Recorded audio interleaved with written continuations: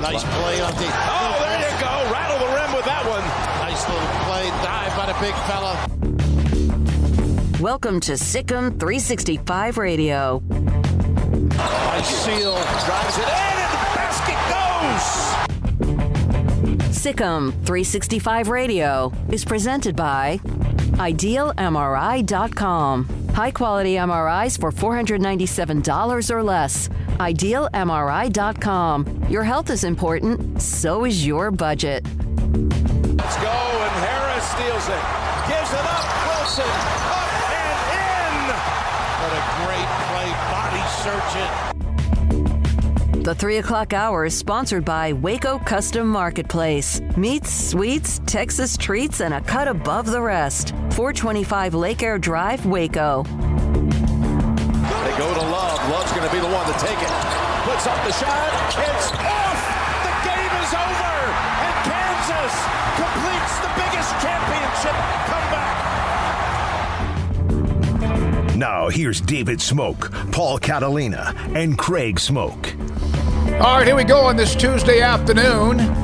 How many days until college basketball tips off? How many days until college football starts? Usually a game or two in late August, and then, of course, the first full weekend in September. Another amazing night of college basketball. And Kansas gives the Big 12 their back-to-back years of a national championship. Fourth for KU, second for Bill Self, and North Carolina, an 8th seed, played so much better than that from start to finish. What a game, what a comeback, what a win for Kansas and also the Jayhawk Nation. We will break that down. Armstrong Sims and also Emery Winter along with Jack McKenzie in the studio. Jack was over at Baylor Football Media Day. He was there. We'll hear from Chateau Reed, young cornerback for Baylor, in a minute. All right, so North Carolina, like they did to Baylor, on the verge of blowing out Kansas. And Kansas, like they've done 2 or 3 times in the tournament, especially what they did to Miami, just blew their doors off. They had to make a run early. They did. It was shocking. Not that they made a run, they actually led by 6 at one point, and they were on the verge of telling North Carolina goodbye, but what a game. Yeah, it was a fantastic game and the largest comeback in the history of the championship game, and it was looking dark at halftime for the Jayhawks, but man, they took a page out of the Baylor game playbook very clearly early and forcing drives and getting more fouls, and then later on they didn't really need to do that, just kind of played the rest of their game, but everything, especially the last minute of the game, worked out exactly as they needed it to. And Armando Bacot got hurt. They went up by 3 because he wasn't in to defend David McCormick.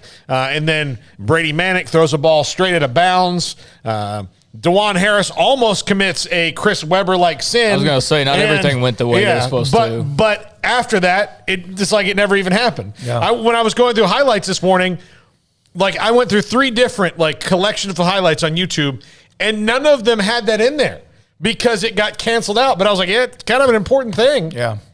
Yeah, no, it was a great game. I mean, at least the second half was. That first half, it felt like we were about to watch the ratings. Just you could almost wait for them to start falling off a cliff because, people were going to lose interest with it being a bit one-sided. But, I mean, I don't know how you sleep last night if you're North Carolina. I mean, maybe it was easy because you were so doggone tired after that, and rightfully so. I mean, clearly, the depth issues came into play last night a bit for them. Fouls came into play at times. Some of the things that we talked about at the end of the show yesterday. But not to the point, at least with the fouls, where it that's what we're talking about today. So I'm thankful for that. Yep. But I'm not thankful for the fact that injuries did play such a big role. I wish we could have seen both teams a lot healthier. But that's the grind. I mean, that's the way that it is by the end of the year. So it's best team by the end of the year, and we saw last night it was the Kansas Jayhawks, and they proved it. I mean, to come back down from the hole that they were in, and then just the various, even when North Carolina punches back, and you're like, oh my gosh, North Carolina's actually going to fight back here, and then here comes Kansas again, and you're like, okay, now they're going to blow it open, and then here comes North Carolina again. It's just like North Carolina, they had the big lead, but then once they lost it, they kept coming back and fighting, and man, I really respect the hell out of Hubert Davis and that team. They fought so hard last night, and same for Kansas and Bill Self. What a great game. What a great way to end the college basketball season. And I didn't think that they could possibly live up to Saturday. I don't know that that's, topping Saturday in terms of just, talking about it 20 years from now. We'll probably be still talking about Coach K. But it came very close, if not right there with it. And I'm shocked because that was a high bar to try and match. Well, let me tell you something. I thought it was an incredible tournament. You had Cinderella, not North Carolina, but St. Peter's. You had that story. You had Blue Bloods and Big Dogs and Alpha Dogs performing. Baylor ends up losing to the national champion, no matter who would have won last night. Kansas, who they split with in North Carolina in that epic overtime game, of course, in Fort Worth as well. By the way, one of the note, Baylor did pick up a huge commitment in football late yesterday to Josh White, the kid from LSU. We'll hear from him through Grayson Grudehafer, who interviewed him on his commitment to Dave Aranda and also Baylor. And I have a couple of stories from his former high school linebackers coach that I want to share when we do that, as well as Baylor continues to compile and add talent to that defense that was so special a year ago. And for those that, are like, well, we just heard that yesterday. No, this is the rest of the interview. Yeah. This was he actually came in on Saturday and had committed at that point. And Grayson was able to talk to him. And you heard yesterday the part that was like the preview or the build-up. But, yeah, we got major breaking news in Big 12 conference sports. But yeah, that was a great pickup for them. And, he's going to probably come in and have a really good chance to start, pretty much right away. So, we'll talk about that more later. Mack Rhoades will join us, who's also a part of yesterday's news with that extension at Baylor. And now breaking news in the Big 12 with Bob Bowlsby, the Big 12 commissioner. Paul, stepping down. Is that correct? Yes, later in the year, as they say. So no exact date has been given, but he says the Big 12 will soon bring in our 4 new members and negotiate a new grant of rights and meeting agreements. I truly believe the Big 12 and our member institutions are in a strong position now as we look to the future. And so, to paraphrase, as such, it's an appropriate time for me to step away from the commissioner's role. So the next leader of the conference. So, I mean, he's probably not wrong. They're a new era, probably need a new commissioner. And you talk about a guy whose career is looked at through 2 completely different lenses over the last 8 months. It's Bob Bowlsby. Yeah, for Baylor fans in particular. I mean, right?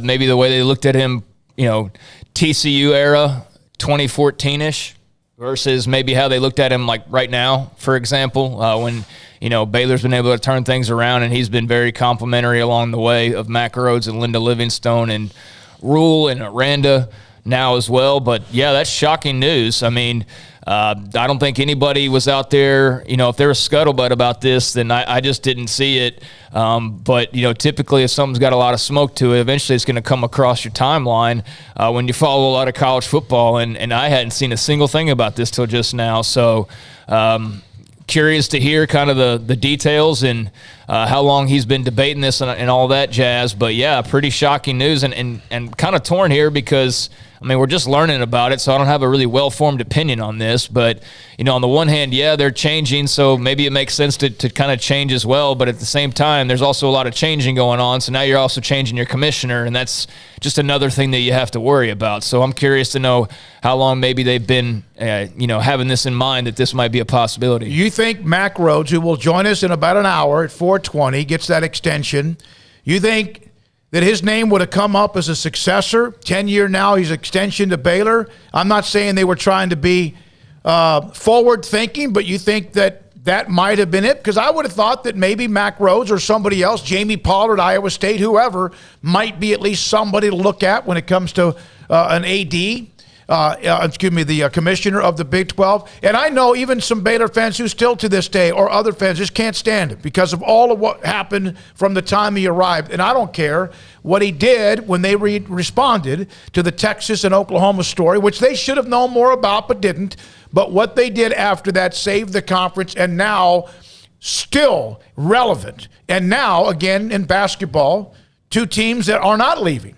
Kansas and Baylor, Texas Tech not leaving 3-4 years ago. We're in the championship game. I know as this well. isn't a fair comparison, but I'm sure there are a lot of people who thought George Washington was a buffoon too. But then when they won the Revolution, they kind of forgot about all the stuff they didn't like before. Oh no, he was not popular. Yeah, exactly. For a lot of people. So again, but then he helped him win the Revolutionary War, and all of a sudden he's a genius. So look, sometimes at the beginning, and I also think that now, especially after we've heard a lot of the things we heard when he testified in front of the state Senate, basically why wasn't this given consideration before? And he's like, well, it was. We had two pretty big opponents to it, Texas and Oklahoma. So, all the things that they try to do. So when you got, roadblocks in your way to things that you wanted to do before and they're out of the way, all of a sudden you can look like a pretty darn good commissioner, especially when the people who are impeding your actual ideas on progress are out of your way. Well, I'm going to tell you this. Yesterday, when some of the Mack Rhoades stuff started to surface, which I had been in touch with Paul, Craig, Armstrong, and others about what might be going on, I was given a little bit of a heads up that there would also be an industry decision today. I had no idea what it was. Now we do. It was Bob Bowlsby, and I wonder, and Mack will join us at 4:20, and we can straight up ask him, did he ever have interest in being the commissioner of the Big 12? You wondered if Bowlsby would have walked away or things had gone to hell back a year ago, or almost a year ago. What would have happened? I get a feeling, based on a couple of the texts that I got, and I had no idea what they're talking about, that this was proactive what Baylor did. Also, he earned it because of what they've done in athletics, but this also ties him up. And now that's not on the table as far as Mack Rhoades in the Big 12, if in fact it ever was as the commissioner. Well, we've seen various conferences now, and a lot of the Power Fives have just recently changed commissioners. We've gotten to know the likes of the Kevin Warrens and those types of guys. So, yeah, I don't know, what direction the Big 12 goes. I would think that if you're like a lot of athletic directors, you've got a list on you at all times, just to always be prepared for, having to make a change. So I don't know who would be on that list. I would think, yeah, it's quite possible Mack Rhoades would have been on that list prior to the contract extension. But this is big because, they're in a tough spot right now in a lot of ways, and they're also in a good spot. The college football landscape, I don't think it's done changing. And I don't just mean the Big 12 just adding teams or whatever. I think that with all these TV deals coming up, it just feels like something's going to shift. And I don't know what it is, but just it doesn't feel like the big shifts like OU, Texas are over. And I don't even mean like teams jumping just a move exactly like that, but something in that same vein. I think there's just still feels like something's not quite settled in college football right now. So it's a very interesting time, and obviously Bob Bowlsby is going to have the greatest retirement ever, because after the last year of his NIL and all the different things that are going on, it's a wild time, and so somebody's going to have to come in and have their bootstraps strapped up and tight, because there's a lot of work to be done for the Big 12. Not only with just all the stuff going on, legislation and all that, but also the fact they've got a TV contract that comes up here in a couple of years, and they're waiting in line behind a couple of other conferences who are going to take a big piece of that pie, and they need somebody who's going to be able to come in and get them a good deal and set the table for them in their future. So this is going to be really key who they end up bringing in. 254, open the lines up, 254-339-1122. If, in fact, you have an opinion, we'd like to hear it on Bob Bowlsby. Has he changed in your mind since what happened after Texas OU, or are you never going to let that go because you felt like he allowed Texas and Oklahoma to run the conference like others have done in the past as well? Mack Rhoades. What a great day to have him, the day after the extension, and now the day that Big 12 Commissioner Bob Bowlsby stepped down, who joined us a couple of different times, 3 or 4 different times since back in late July when all hell broke loose. Well, and it's interesting because commissioners can come from lots of walks of life. Kevin Warren and who's the Greg Sankey both were kind of waiting in the wings, with their respective conferences for Mike Slive and Jim Delaney to step down. George Kliavkoff came from the casino industry, so the Pac-12 just wanted a completely different view on it as opposed to where they were, so he had a different. So you don't know. And if I'm the Big 12, I don't know if I wouldn't consider somebody who maybe is a network executive who can navigate media, the new ever-changing world of media, and get them the best deal possible. All right, well, let's think about some that have been a part of maybe the former Nebraska linebacker. Well, I forgot his name. Trev Alvarez? No. He's been Bob Bowlsby's right-hand man. Did Trev Alvarez even play linebacker? Ed Stewart. He played defensive end linebacker. Here's from Steven Stevenson, Paul and Craig, with Bob stepping down, Bowlsby is part of this for negotiations in the next round. With Bob being gone, he and ESPN were in conflict over the cease and desist. That's really a long time ago, even though it's not. It's less than a year ago. I think what Bowlsby did right there, that cease and desist really was a big part of the Big 12 slowing down the collision or the building falling down, and it gave them a chance to breathe and then react to it. Yeah, I don't think that plays too much into it. I do think there's probably some old ESPN execs who just like Bowlsby, because he ruined their grand plan. He ruined their master plan. They still got part of it and the big part of it done with getting OU and Texas into the SEC, but as far as just roaming free and having no barriers, no, he threw a big roadblock in them right as they were starting to go pretty fast. So I'm sure there's a little bit of somebody being disgruntled, but not to the extent that it would have any major effect on network negotiations. No. So Bowlsby is going to leave later in the year. Mack Rhoades, that 10-year extension. Again, I've told you, I just got the feeling, I wasn't here yesterday, but that it was proactive for a couple of different reasons. Was it because some other schools have been after him? Every time Baylor had something good happen, the Big 12 championship, the Sugar Bowl, winning the women's basketball regular season title with a new coach, or Scott Drew, there was always somebody that probably said, man, why don't we get what they do there here? And there are openings that happen quite a bit. Dennis Moore, do you let Mack Rhoades take over, or do you hold him to a 10-year extension? The 10-year extension was proactive because Baylor had to know the decision that was coming out today with Bob Bowlsby. And I was even told there would be some industry announcement after 3 o'clock this afternoon. There's a couple of other things that Baylor's working on when it comes to athletics and stuff for down the road, but I did not know. I had no idea that this was going to be the story.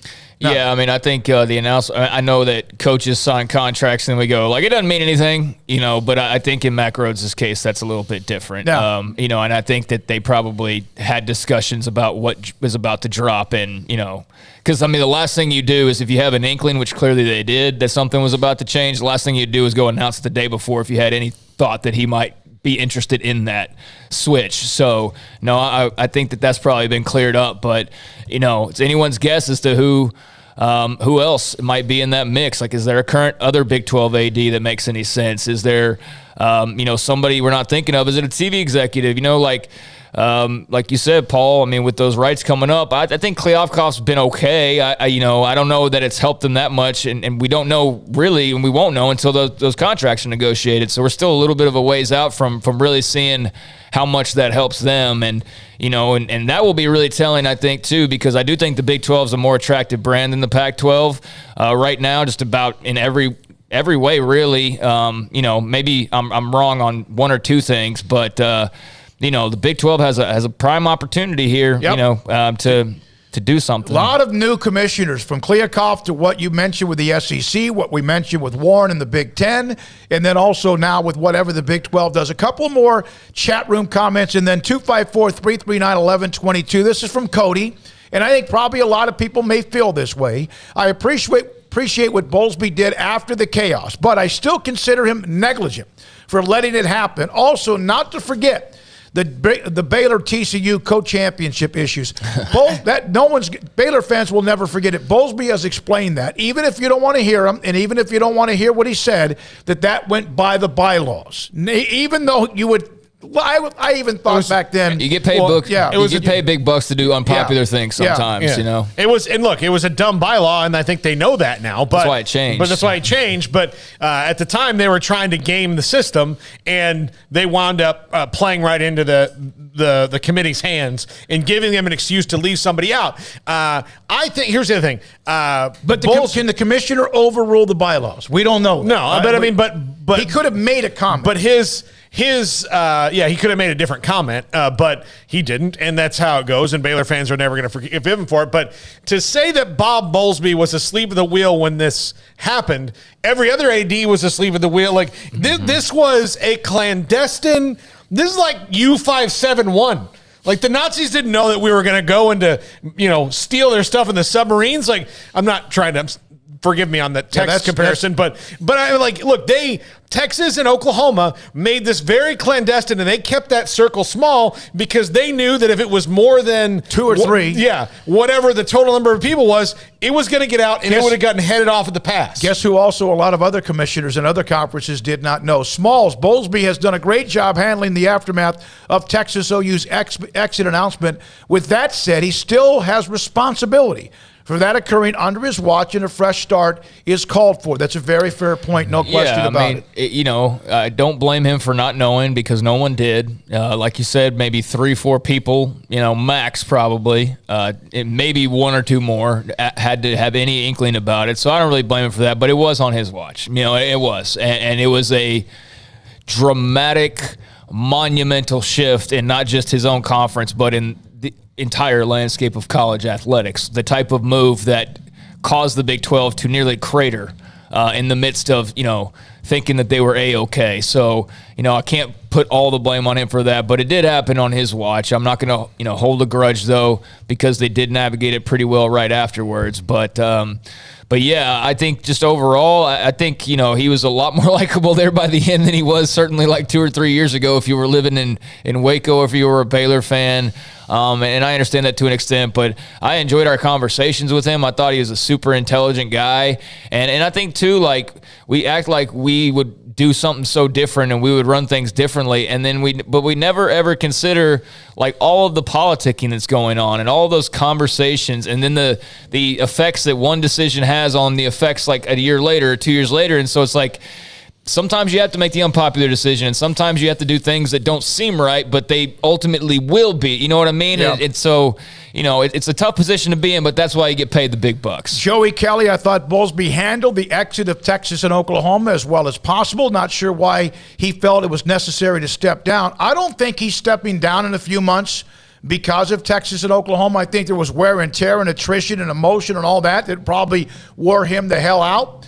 I think he's stepping away because the conference, now you can, and let the next person take them to the next whatever it is, television contract, or if there's any more expansion in the future. I think Bob Bowlsby would not have stepped down if the conference was in disarray. I think what he did was, okay, let's try to fix this, and others helped him along the way. And now that things seem to be at least normal or calm, now it's probably a good time. Let a few more months go by, check the boxes, and then let somebody else take over. Yeah, there's a great many things to navigate. And look, I think that what the last year has done has allowed Bowlsby to leave with a nice passing grade. Like he nobody's going to give him an A+ for his time. Nope. Maybe not even an A-, but he's in a solid B range now because the conference is alive. Some of you who watch us now and started to pick up on us what we did late July after the Texas and Oklahoma announcement from Brent Zimmerman and the Houston Chronicle. Imagine a lot of you wouldn't even know we existed, and we wouldn't know of you either. A lot of what we do now and a lot of our audience on YouTube, yes, there's the core of what we've always done, but a lot of you have become family because of what happened with Texas and Oklahoma, and because they saved the conference is why you still, we hope, are a part of what we do every day. I mean, he's been working for 40-plus years, so, I mean, he's already at a point where, take away all the drama and stuff we're talking about. If he just naturally decided to retire, nobody would question it. So, I think that's just a natural move, probably for a guy who's, been in service for a long time, has probably made some pretty good money and wants to enjoy retirement in his later years and wants to do so before all hell breaks loose on 15 other new things that you have to deal with as a commissioner, as a person in college athletics nowadays. So yeah, with the transition and with a new TV deal and NIL and all these other things, yeah, I mean it's a nice transition. It makes some sense when you think about it that way. William Bowman, new commissioner, needs to negotiate Texas and Oklahoma exit as quick as possible with no drama. From Matt Carver, bye Bob. From JG, every person has their price and breaking point. And also from Scotty B, I would give Bob a B- on the job as a Big 12 commissioner, but I can't give him a better grade than that. And so on and on. And Mike said, hey, you left things, he left when things can't get better. By the way, Kansas, according to Mike, won the national championship. Yeah, I mean, you got a team in your conference that won the title last night, giving you 2 in a row. And, I know a lot of people pointed it out on Twitter, so kind of hive mind here. But, you were looking at potential of 4 in a row. If or at least Texas Tech played in it 4 years ago. And then you had the COVID year, obviously. But a lot of people feel like Baylor would have been right there in that mix. Mm-hmm. And then, now the last 2 officially. But, with your school – or with your conference school winning a title last night and just everything on the horizon, I think the timing makes some sense and was pretty well thought out. But still shocking, surprising, and now a landmark decision for the Big 12 to have to make on who's going to be guiding them through this very murky and not like negative all the way, but just very uncertain time period that we are in right now. And commissioner free agency isn't like in the NBA or the NFL, where you can think like, okay, well, the Cowboys need a defensive end, and this is their price range who's out there. It's not. There's not a website. I'm sure there is, but it's not like something that people go to and go, oh, this is the next guy up in the commissioner AAA ranks. It's just not. I mean, so it's going to be something completely. It could be might wind up being a commissioner from a smaller conference who's navigated things really well and about to come into the big leagues. I don't think that'll be it, but there's so many different ways they could go with this. Let's go to Stephen in Virginia. Stephen, thanks for your call, 254-339-1122. Good afternoon, guys. First, I hope that Bob Bowlsby enjoys retirement. I just saw this, so I didn't know this was going to happen today, but he deserves a retirement and a life filled without chaos after the last year.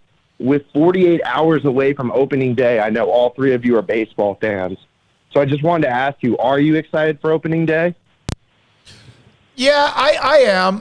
There was a month or so ago when they were having all the labor issues that I really didn't care if they started or not. But I'm a sports fan, and I am. I don't know if I'm going to sit down. It's the Masters for me this week. National championship, the Masters week, and opening day in baseball. That's a pretty good threesome right there. About as good as it gets for 1 week of sports. Yeah, no, I'm excited. It's just got to temper the excitement level and kind of let it it can't get too hyped up early. It's a long, long season. Like we got those 110-degree days in like July where the Rangers are in game 45, and it's now they don't have to worry about it. Well, they have air conditioning. Well, that's true. Yeah. But so it's a long haul. So I'm not getting like over my skis at all. But no, I'm definitely excited, and it helps that the team I root for actually tried to do some things in the offseason to actually win games, which is amazing, and it doesn't feel like they've really done that all that often, or when they have, it's been kind of half-hearted or not the best moves, but I think the Rangers have shown this offseason that they are, they're at a point now where they're like, all right, we got to go and spend some money and get this thing going because it has been for, 2 or 3, maybe even longer now. It's just been kind of middle-of-the-road baseball. So I am excited to see a team that, clearly they are they're putting some effort into and putting some excitement behind. So, looking forward to it. I'm ready. I'm ready to go through what is my emotional roller coaster. I walked in the door, and there was a Red Sox preseason game, or whatever you want to call it. And that would be nice to go home after 6 or whatever and just you sit down and there's baseball on in the background, on the TV. So that's always kind of nice to just have that as background or, foreground, depending on how good the game is. But that I am looking forward to that, and, being able to pop on the radio on occasion and, just hear old baseball game being called. That always brings back good memories. Here's one note from the Bob Bowlsby, the statement or the release by the Big 12, commissioner of the Big 12. Until the appointment of a new commissioner will then, at the request of the conference, transition to a new interim role with the conference, subject to mutual agreement. So he's not like walking out the door tomorrow, and he's not leaving until there's a new commissioner. And so there could be a while, whether the Big 12 has already targeted somebody. I'm sure they have their list like everybody does, but Bob Bowlsby will remain the commissioner until further notice. But apparently the top 2 candidates, Chris Del Conte and Joe Castiglione. I don't know if we should believe that or not. I don't know. It seems like a wrong report to me. I don't think so. They're about to leave to a foreign land from the Big 12. Cameron on the board said, get Oliver Luck on the phone ASAP. That would be an interesting candidate. Oliver Luck was very instrumental when all hell broke loose in late July of a year ago. Oliver Luck was somebody that did have Bob Bowlsby's ear and vice versa, and he was one that did, I'm not saying he negotiated, but he was involved in looking at some of the options and helping Bob Bowlsby in the Big 12 through that time. Yeah, I think that I actually just Googled it for the sake of it, and there's already a bunch of people suggesting Oliver Luck, and or at least bringing up his name. I see it's kind of, I guess, a lot of people's immediate thought must have been Oliver Luck. So, nice pointing that out. And he would make some sense. I mean, last I saw, he was tangled in a lawsuit. I don't know how much merit there is to it over the XFL with Vince McMahon. Yep. That's the last I saw on Oliver Luck, so I don't know what else he's I tend to believe him. Yeah, I mean, I probably do too, but that whole thing was just such a mess anyways, that The Rock came in and bought it. But, that would definitely be a name I think we got to take into account. Here's a couple of other notes. MH5, Big 12 winning back-to-back national titles, definitely happening at the right time. Respect to Big 12.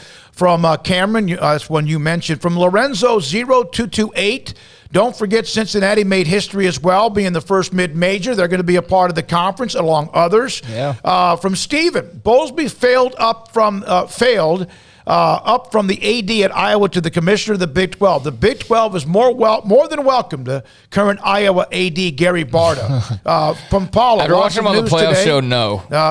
Oliver Luck, Andrew Luck, what the hell, there's a difference there. Wade, Big 12, the Big 10 merger announced as soon as Bobby Boy officially leaves. Ha-ha. From Paula, lots of news today from the best damn show in the land. Thank you, Paula. Tomorrow, we will celebrate our second year of being on this show. Second year of Sikkim 365 Radio that started April the 6th of 2020. We've got some pretty nice guests lined up, as we do every day, but also for tomorrow as well. From Cameron, Oliver Luck helped build West Virginia from G5 to a Power 5 when everything was looking very bad for the Mountaineers. So, man, a lot going on. 254-339-1122. Mack Rhoades will join us today at 4:20, and of course the extension that was announced yesterday was going to be a part of what we discussed, and it will be. But now we'll get Mack Rhoades' feedback on Bob Bowlsby and also what the Big 12's looking for as the next person to lead the conference into the future. I wonder, is there a current AD that makes sense in the Big 12? I mean, you look at, Hokut had the whole college football playoff song and dance. Song and dance sounds negative. That's not what I mean, but you know what I'm saying. Jamie Pollard at Iowa State seems to have a lot of respect. Obviously, Mack, we were just talking about him. You can throw OU and Texas out. I already joked about that.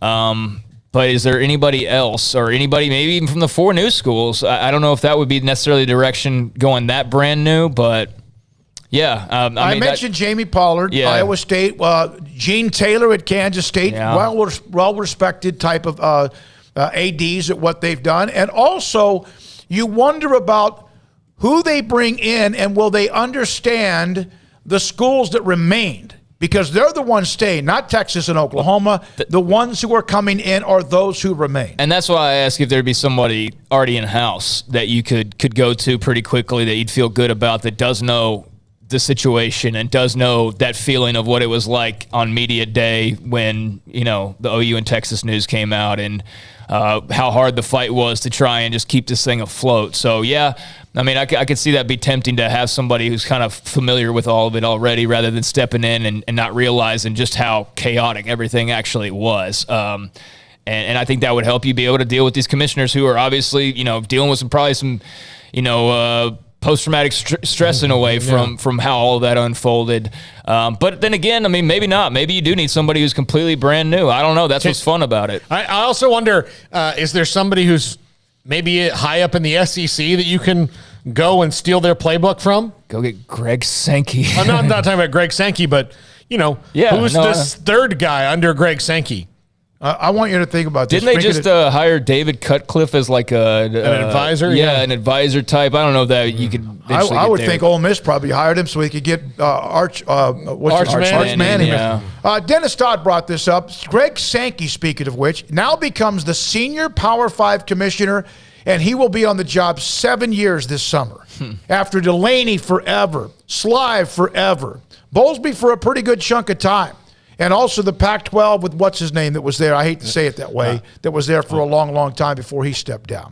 Green just tweeted this to us. Mike Oresco is the guy that should replace Bob Bowlsby. That would be ironic. That'd be weird. I don't know how the teams feel about Mike. How people feel about Mike Oresco in that conference. It'd be interesting to see from the people like our UCF fans and all that. Like, how do you feel about Mike Oresco? Do you feel he's done a good enough job given the hand he's dealt? And is like, that's what I'm talking about. Like, who are the guys that are maybe commissioners of smaller conferences that are ready to come up to the big leagues? Yeah, I don't know, and that's why this will be fun and yet something else for us to be looking at every single day and trying to help give you some insight along the way. This is Sikkim 365 Radio and 365 Sports. We were going to have an interview, and we'll try to have it a little bit later. Chateau Reed, one of the young cornerbacks who met today with the media, along with A.J. McCarty, and also Al Walcott, who said his mom doesn't like him being called Al anymore. She wants his full name. Al-Fahim. And so also we heard from Kevin Curtis as well. Now, coming up next, more from you on Bob Bowlsby stepping down as Big 12 commissioner, not now, but in the future once the transition and a new commissioner is named. Can't wait to hear from Mack Rhoades. Also, guess who's going to join us at 4? John Gallagher, Hartford basketball coach, breaking down the college basketball season and breaking down last night's Kansas National Championship, plus Rob Lanier, head basketball coach at SMU, who took over recently, his thoughts about the tournament and going forward. Sikkim 365 Radio and 365 Sports. It's Ram Truck Month at Allen Samuels. The new 2022 Ram 1500 Lone Star Crew Cab has all the quality for work or play. Impressive towing capabilities, heavy-duty payload capacity, smooth ride, and an interior design is why Ram is the first truck ever to win #1 overall in initial quality according to J.D. Power. When looking for a truck that can do it all, come see the possibilities. First responders get a $500 discount. Shop AllenSamuelsDCJ.com or come in and see the huge selection of brand new cars and trucks. Come by. Let's be friends. Boots add protection. Good boots help you climb better and move forward faster. And when your son or daughter steps into the boots of a U.S. Army officer, they also learn how to lead.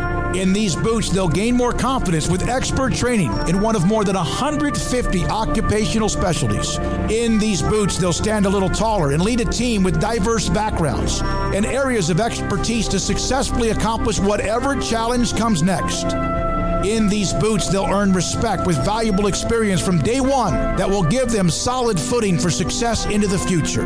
Highly qualified candidates who earn a spot on our team can receive comprehensive health care coverage, college tuition assistance, and a bonus of up to $40,000. See all the things your son or daughter can achieve in our boots at GoArmy.com. U.S. Army Waco Recruiting Company, 254-598-8131 or 254-776-1543.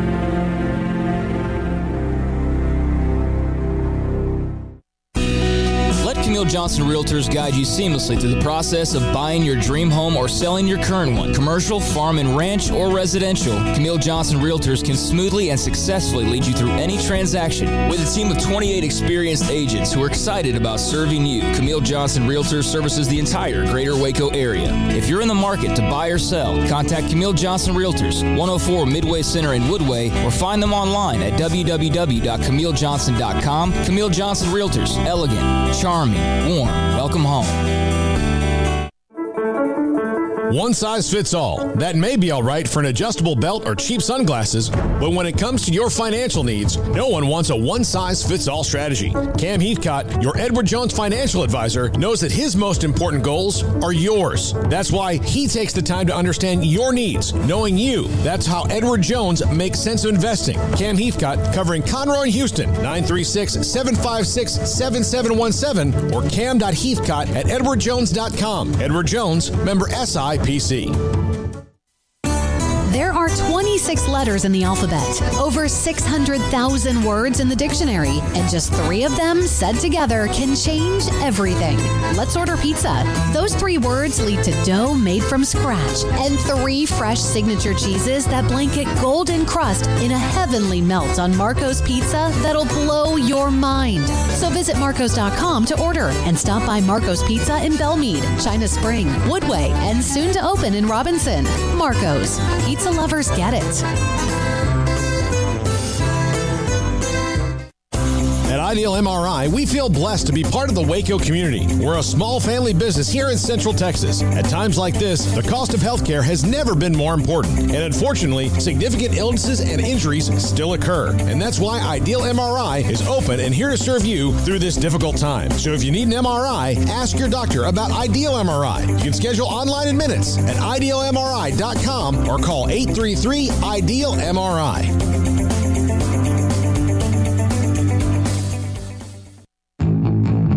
Welcome back to Sikkim 365 Radio. Have you subscribed to our YouTube channel? Search 365 Sports on YouTube. So Bob Bowlsby news comes down today on him at some point stepping away as Big 12 commissioner. One of the names that was brought up was Mike Oresco of the American Conference. But one of the things that would be interesting there is, remember, there was the allegations. Remember Bob Bowlsby, the cease and desist. And this is about Oresco. He's a good guy at what he does. But wasn't there the allegations as well that he might have been undermining with ESPN, or at least there was talk with maybe others, to try to destroy the Big 12? And now all of a sudden that's a conference you might run. So I'm just throwing it out there. I don't know, but that's kind of what the cease and desist was with the Big 12 and ESPN about undermining whatever might have been going on behind the scenes with another conference picking or cherry picking the Big 12, which the Big 12 eventually did that to the American. Yeah. Well, and it was weird that the whole thing was to try to get the Big 12 to go the other way. You know, yes. I mean, like that. Yes. That was the strangest thing about that, in that, like, oh, we can maybe give you the power to destroy this conference. And I would think Mike Oresco might be smart for going, like, this doesn't seem like it's all that good of a deal to me.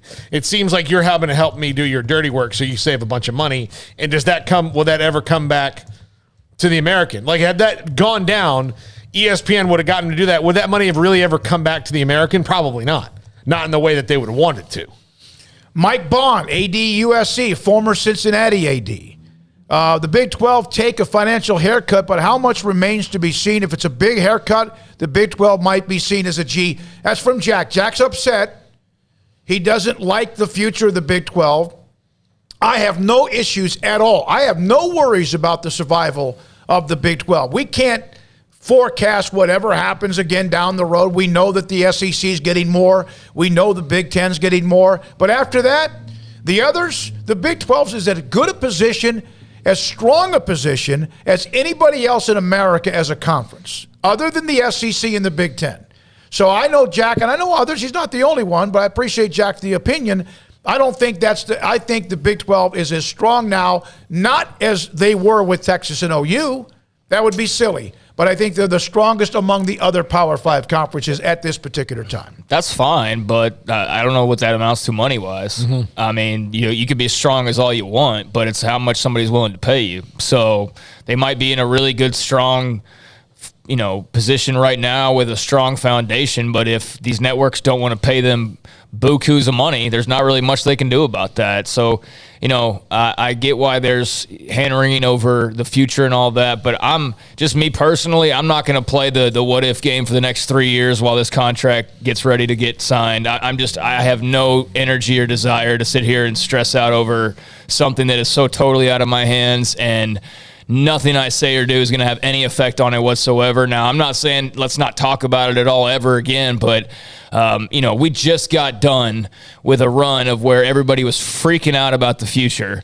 And I'm going to enjoy it while I know there's at least, something in place. And if the TV contract comes up in 3 years and it's not what it's supposed to be, then, I'll talk about it then. Or if there's signs before then that it's not going to be. But right now it's just a guessing game, I think, by everybody. Well, to me, that's why I think one of the key traits that the new commissioner has to have is someone who can navigate new media and what this TV contract is going to be and where they can maximize the dollar there. And look, the first person you're going to be negotiating with is Disney and ESPN and seeing what happens there. But, what can you do? Is there somebody else you can bring into it? And somebody who can also is going to have to sell the TV networks on that it's not just that college football, while yes, the classic brands do drive the ship, that there is room to grow new brands and new exciting teams and teams that are growing. I think in that regard, for the Big 12, that's where a school like UCF comes in, where you're like, look, okay, how can we, position ourselves as an organization of wide open competition and the best in sports when one of the largest universities in the country, nay the world, is relegated to second tier status because why? We don't want to let them in? How can you water things and let them grow and then other places? And you're not just talking about the same ones over and over again. And it's going to be somebody who can sell that. It's a tough sell. There's no doubt about that, because the way people are ingrained in college, the way the SEC even got Texas and Oklahoma, and why that was a great idea was the SEC wasn't going for Texas Tech and Baylor. No offense, because they're not the brands. Texas and Oklahoma are the brands, and that's what makes the SEC now the super powerhouse that it is, because they went for the brands, because that's what people will easily go by. John Cunningham, the AD from Cincinnati, Stephen Lang brought him up. He actually will be with us at some point here during this semester. We thought maybe right before the NCAA tournament. That was pushed back a little bit. He's done an incredible job at Cincinnati. Mike Games, how about the AAC commissioner? Again, Oresco's name has been brought up. John Cortez, we did bring up Kirby Hocutt as well, the AD at Texas Tech. Yeah, we talked about just a couple of the ADs, Jamie Pollard and Kirby Hocutt. Oliver Luck. Oliver Luck. Oliver Luck, all those names make sense, and the Oresco one, even though it's kind of initially like, but maybe hey, that would be a step up for him too. I mean, it would be. So and I'm curious, are there any people who aren't interested because they feel like, hey, the future's not as bright as maybe they're making it out to be? And it's entirely possible that there may be somebody like that out there, and if so, it'd be interesting to hear that perspective and why. But I think it'll be a job that people are excited about, and they'll have plenty of candidates. It's just a matter of just identifying who those people are and who makes the most sense, and who's ready to do some dirty work and get down in there and fight for this conference, because that's what they need. They need somebody fighting for the conference and fighting for its TV rights and fighting for its brands, the same way that Sinky does for the SEC, and the same way Kevin Warren does for the Big Ten and whatnot. I mean, we hear those guys quoted all the time. We heard a lot of Bowlsby over the years, but need to make sure this next voice is as loud, if not louder. Yeah, and again, so there's always something, right? And Bob Bowlsby stepping down as the commissioner. As soon as the conference finds somebody, and again, Oliver Luck's name up on the message board, Sikkim 365 as well, there is no way that the announcement of Mack Rhoades and his extension with Baylor was just yesterday because there's no way that absolutely Baylor being, just in case, proactive. I don't know if Mack would have been a candidate. I don't know why he wouldn't have been a candidate. That's not because we cover Baylor. We've mentioned a lot of people. But there's absolutely a good time of why you do that yesterday and not with the industry news that came out this afternoon. Well, I mean, there's no way that the athletic directors didn't know it was coming. So it's not like Mack signed an extension and then today Bob Bowlsby announces. He's like, oh, wait a minute. No, they knew. They all knew that these decisions are made that way because the athletic directors are the ones and the presidents are the ones who are going to get together and do this. So there's no way he didn't know. So clearly that 10-year extension was a choice Mack made with this knowledge in mind. All right, so Mack at 4:20. We'll also have Craig's Off the Radar at 4:45. Paul has his top 5 to close everything out. Rob Lanier, the head coach at SMU, will join us. Men's basketball coach will join us today at 5 as well. One of the newest hires in basketball. Now, and again, we're taking your text, 254-339. 11:22. We've left the line open for the first hour on the Bob Bowlsby news as well. And then also the chat room's going crazy today, and a lot of you on the chat room today. From Bray 2006, Oresco would be great in any scenario, but especially if the Big 12 schools viewed the future Big 12 as a coast-to-coast conference. Mike, I'm now fearful Phase 2 expansion won't happen.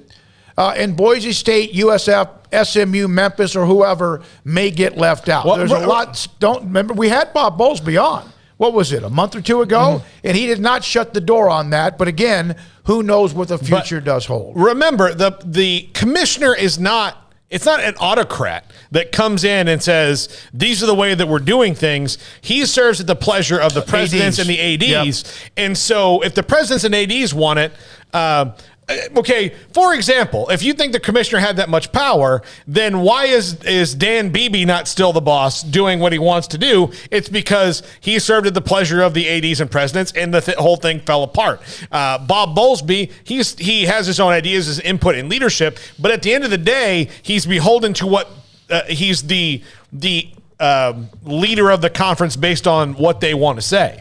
So it's not what Bob Bowlsby wants. It's what the member institutions all vote and agree upon. And then he is the mouthpiece for that. He's the advocate. He's the person on, that goes and talks to the rest of the college football commissioners. He's the voice of the schools. Yeah. And oh, by the way, on the text line from the 832, thanks for the text. Do the new schools have any say in the new commissioner? Absolutely they should. I don't know that for a fact, but they will. I believe they were already in some cases a part of some of what the Big 12's been doing looking forward as well. And the new commissioner, remember, would be starting most likely around 2023.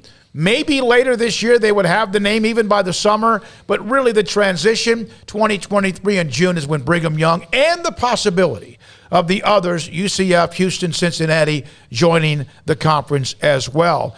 And oh, by the way, when I brought up the cease and desist Bowlsby to the ESPN, because there may have been that little pipeline with ESPN, the American Conference, etc., well, Oresco has a pretty good relationship with ESPN if that's the case, and maybe that's something to think about as well. Pick up where you left off, negotiations, I guess, or start there with what you just had been talking to ESPN about. No, I mean, yeah, he makes a lot of sense. It would be weird because of what happened this last summer, but I don't think anybody would blink an eye if he made that move. Again, it's a step up. Everybody can talk all they want to about the Power 5 and Big 12 being endangered species as far as the power conferences go. I mean, I don't think we really have a whole lot of evidence to believe that right now. I think we've got more to believe that they will be a part of it than not.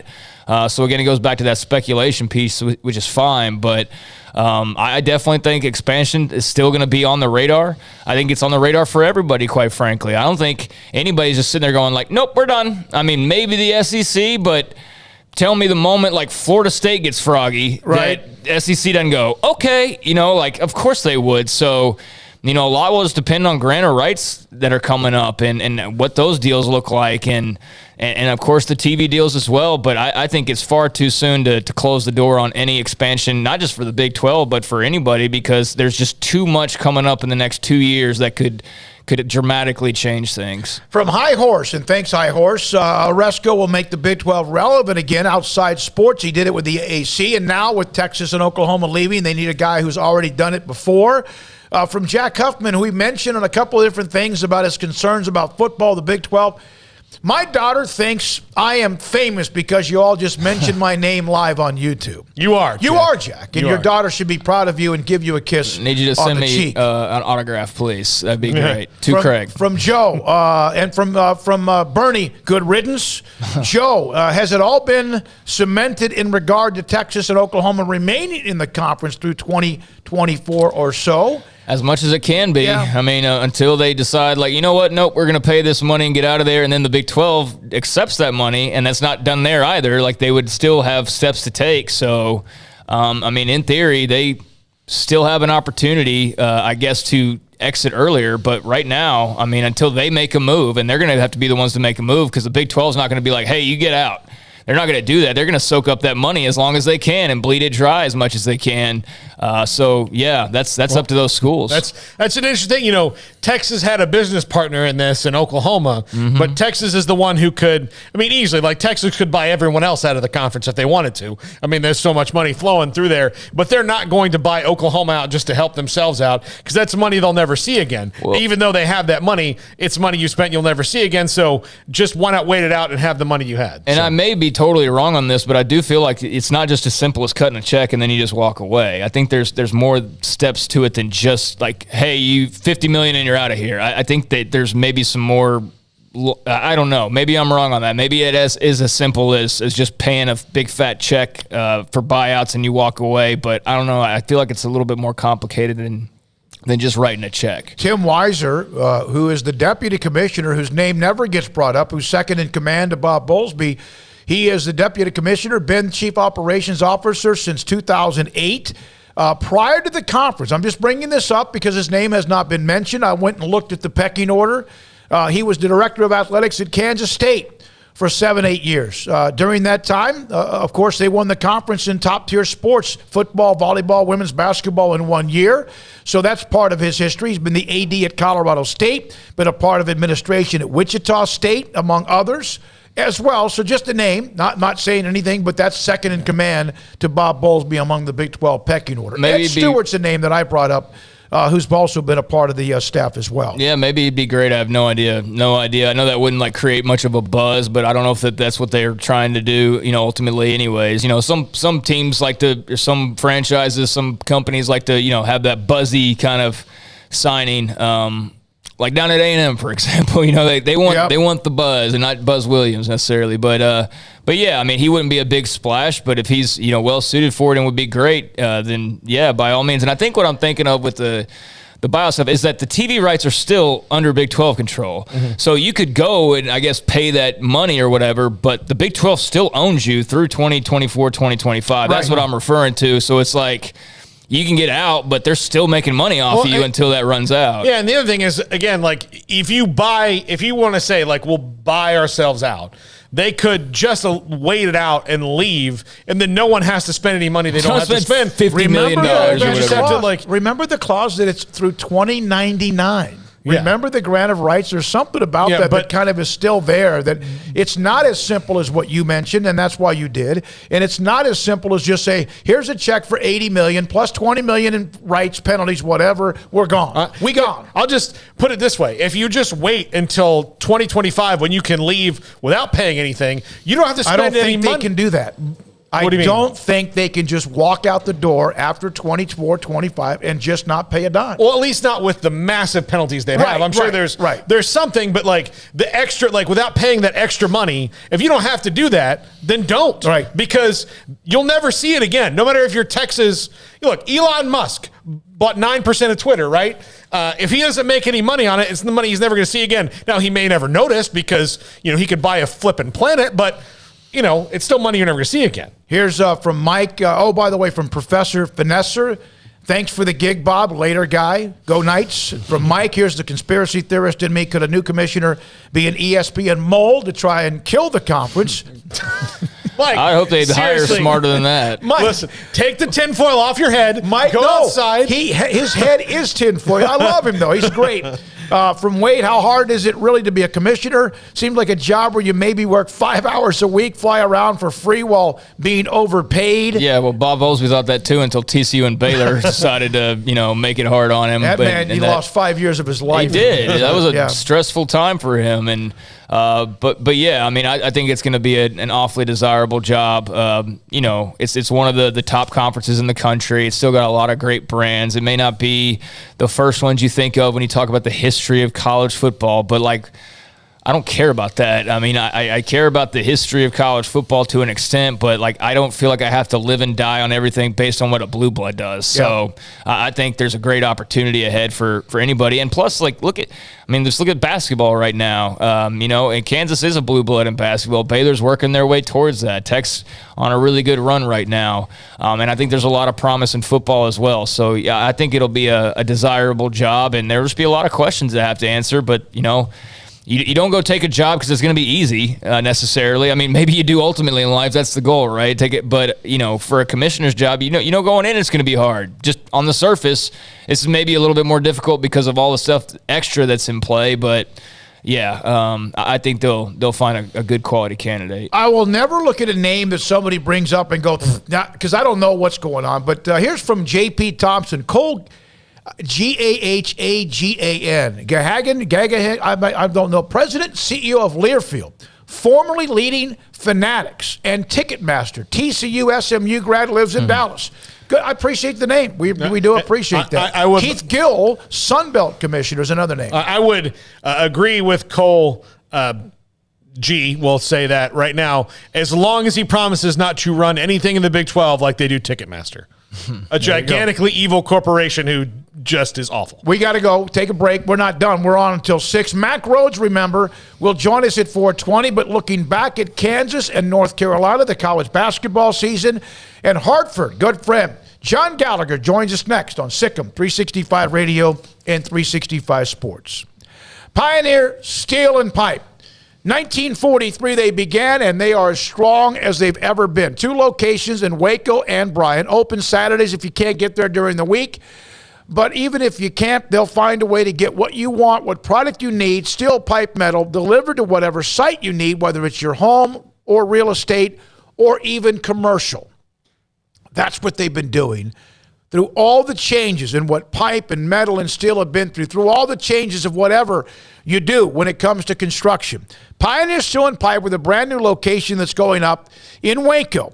Since 1943 has delivered great product, customer service, and those two together is why you can stay in business for almost 80 years. Pioneer Steel and Pipe. Again, locations in Waco and Bryan. PioneerBoys.com. 1, 2. I'm in love with a man named Rudy. I'm okay with that. He knows exactly what I want. He keeps me coming back. Cooks breakfast, lunch, and dinner for me. Does the dishes too. I'm in love with a man named Rudy. Last name Barbecue. It sure is easy to fall in love with Rudy's tasty oak smoked barbecue. Next in line. From the first workout to the last practice, sports is an incredible challenge. Hi, this is Dan Ingham with the First National Bank of Central Texas, and we're proud to support each athlete, every parent, and our educators. From families, small businesses, to the biggest industry, we're here to help. With remarkable products like First Free Checking, we've got banking ideas that fuel big dreams. The First National Bank of Central Texas. Familiar faces making local decisions. Member FDIC, Equal Housing Lender. Automatic Chef Canteen is a full-service micro-market vending and office coffee provider with state-of-the-art vending equipment, a wide variety of products, and offering custom-fitted micro-market vending office coffee solutions for your employee break room. You want a full break room solution and a workplace oasis? Well, Automatic Chef Canteen, locally owned and operated for over 50 years in Central Texas, also includes in-house mechanics on call 24/7 for fast, reliable service and maintenance. Automatic Chef Canteen, 6900 Imperial Drive in Waco, or online at automaticchefcanteen.com. Do you or your kids get nervous about going to the dentist? Stonewood Dental, Dr. Steve Childress, he can help. I've spent a career taking care of patients who as children had bad experiences, and now they're adults that hate going to the dentist. If I get a kid at 3 years old and they come every 6 months and it's a happy experience, it's normal for them. Now they have an accident at 6 or 7 or 8 at school. Now they have a broken tooth or a trauma. And they have to come here They're used to lights. They're used to water in their mouth. They're used to experience. They already trust us. It's amazing what we can do with that kid without it being a negative thing. But if I see a 6 or 7 or 8-year-old that's never been to the dentist, and now they have a trauma or an unfortunate unexpected toothache, it's harder to do that for that kid and it not be somewhat of a negative experience. So bottom line is I try to teach kids and adults and teenagers and everybody the way I'd want my family treated, which is where it's a necessary part of life. You just take care of it. It doesn't have to be that big a deal. Learn more, stonewood-dental.com. When we moved to Texas, we were like fish out of water. We didn't know anyone in our neighborhood until our Texas Farm Bureau insurance agent came to the house. She was so helpful and reassuring, a friendly face with that Texan hospitality I'd heard about. When we purchased a Texas Farm Bureau insurance policy, we knew we were making the right choice. We knew our family would be protected. Stop by and see our agents at one of our 3 McClain County locations. Coverage and discounts are subject to qualifications and policy terms and may vary by situation. Baylor University is where lights shine bright. So, let there be light. Let there be roommates and teammates, scholarship and championships. Let there be fresh starts and new traditions, fast friendships and lasting impacts. Let there be laughter. Let there be joy. Let there be light. Baylor University, where lights shine bright.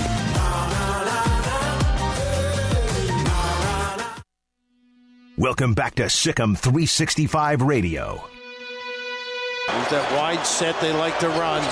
High-low action right now. Yeah, that's their game right there. McCormick, he's got to go up. And then trying to keep him away, and he hits another one. 2 straight down the floor. The 4 o'clock hour is sponsored by Boozer's Jewelers, the wedding ring store, specializing in custom jewelry and repair, all in-house. Now here's David Smoak, Paul Catalina, and Craig Smoak. We will take a slight break on the Bob Bowlsby news, stepping down as Big 12 commissioner, and Mack Rhoades, who yesterday got the extension, his thoughts about it, and the timing of that announcement, believe me, tied into today's announcement from the conference.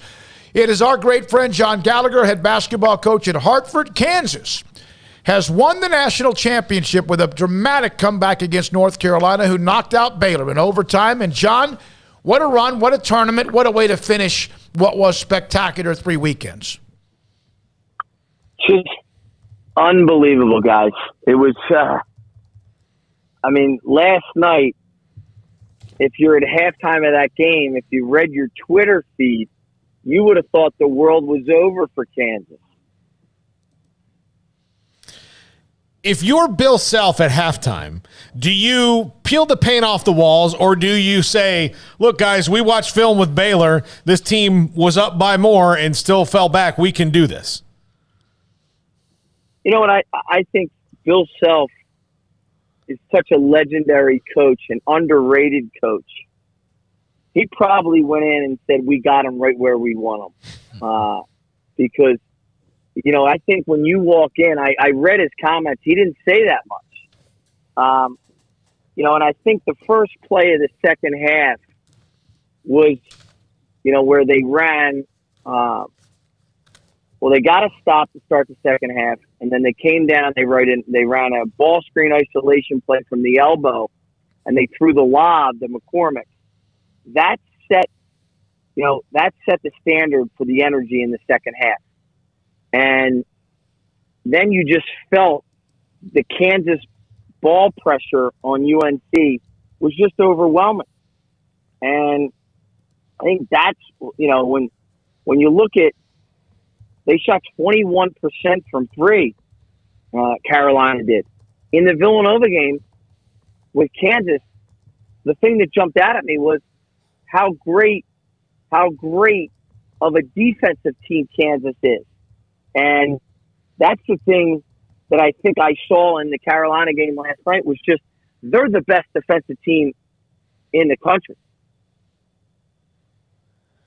Coach, looking at the North Carolina side of things, how impressed were you with Hubert Davis? And just, obviously they were not playing with a full bench and haven't been, but just really evident last night, and yet there they were. And even when they lost that lead and Kansas started to feel like they were going to take over and maybe you go on a run, here came Carolina responding and retaking the lead. I mean, just back and forth. Just your thoughts on the job that Hubert Davis did this year and how good they looked, given the situation last night.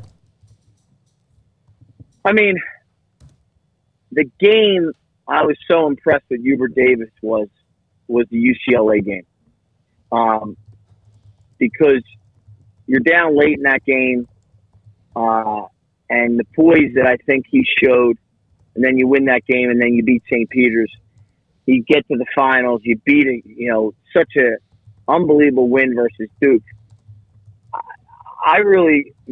He showed great poise. You could tell the players love him. Look, that's a team that I think it was February. Lost by 25 at home to Pitt. I mean, that's a team that when you do that and then you respond to do what you do, it shows what type of leader you are. Because in college basketball, not everything goes great. You have to have a resiliency as a coach that jumps out at you. And I can see that resiliency with Carolina, and you could tell they're in great hands with Coach Davis. John, the games that the Duke-Carolina game Saturday night, the game last night, you sit there and you watch games, you say, there's no way they can live up to what we think or the expectations. And yet we saw that. That Duke-Carolina game was beyond anything. I'm not trying to be recency bias. And even last night, there's been great Final Fours, there's been great tournaments, but was this one of the best ones you can remember? It's so fascinating because last year I thought, Gonzaga, UCLA was unbelievable. Then this year it gets even better. And then you had St. Peter's this year. This tournament brings out the best in college basketball. And it's the argument why college football should have a tournament. Really, it should have a tournament because anytime you have a tournament in a format like college basketball, where there's 68 teams, that first day energy for the fans can feel the energy. And then you put on top of it the Carolina storyline with Duke. You put on, I was in the building Saturday night, guys. You thought it was, it was great theater. It was great theater. And then you had, Villanova, which is a blue blood now. You have Jay Wright's the greatest coach in our era the last 10 years. There's nobody better in the last 10 years than Jay Wright. And he's playing Bill Self. And it had a lot of great storylines. The energy in the building Saturday night, guys, was just unbelievable. You mentioned earlier that Bill Self is underrated as a coach. People don't maybe mention him enough. Why do you think a guy who's won a national championship, has been to multiple Final Fours, has more conference titles than the rest of his conference combined, can fall into underrated category? You're going to laugh at me. I think the Northern Iowa loss really hurt him. Really? Huh. I think it goes back that far with the common fan. I think Northern Iowa hurt him. I don't know if you go even back that further. I'm just telling you that when you get into situations where you're playing against Northern Iowa, when they have 6 guys that are 22, 23, 24, they would have beat anybody that day. And look, I'm going back years, but people love to kill Goliath when he doesn't win that game. And the reality is Providence cuts it to 5. They're in the zone. If you go back to the game and watch it on tape, Bill Self runs a lob play to take it to 7. It's a dunk lob. with 5.5. I think it was 5:32 left in the game. It's a dunk lob. The energy in Kansas, it was a relief dunk. It counted as 2 points. It was really more like 10 points, if you follow me. Because Providence had played bad. He drew that up out of a timeout. And you looked at his body language after that dunk. Bill Self can X and O with the best coaches in the world. He's a great motivator. He's a great X and O guy. I mean, he's as good as anybody that's ever coached in the last 30 years. Just because he had a couple bad first or second round losses, people have held that against them. I don't. I know how hard this business is, and I was very happy to see him win another one 14 years after his first one. Do people like John Wooden or even Coach K and others make people are they the ones that make it look like it's too easy? Not that it was easy for Coach K, because it took a while, and then eventually the shocking semifinal win against UNLV opened up the floodgates. But some of those guys make it seem like, oh, hell, Nick Saban, what he does at Alabama, it's easy? I mean, but like I go like this. It was a different era when he got the Duke job. And Coach K, I read every one of his books. I got great admiration for him. He went from Army to Duke after winning 5 Division I games and 9 wins overall. 9 wins overall. He's the greatest coach of our era, the last 30 years since John Wooden. My point to you is, Bill Self had to go from Tulsa to Illinois. Like, I don't even know where he was bouncing around. He went to Illinois to Kansas. You just don't get Duke from Army. So I think a lot had to do, and look, he didn't have a great start at Duke. I think a lot has to do with just being in the business when the business is really hard. I remember in 2000, Jay Wright's 4th year, if he didn't win, he was getting fired at Villanova. I mean, guys, this has just become a part of our business. You have to be able to handle the fire. I mean, if you don't handle the fire, this isn't the business for you. What do you think about Shaheen Holloway at Seton Hall?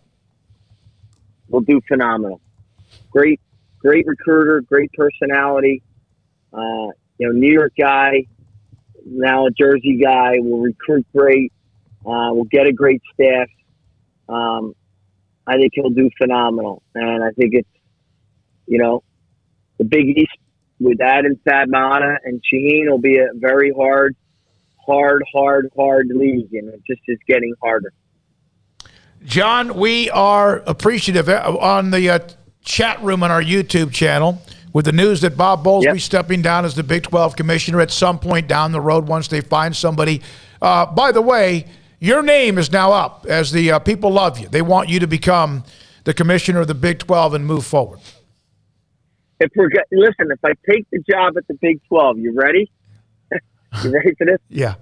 We're the best basketball conference, ready, in the country. And we have Kansas. And it's really funny.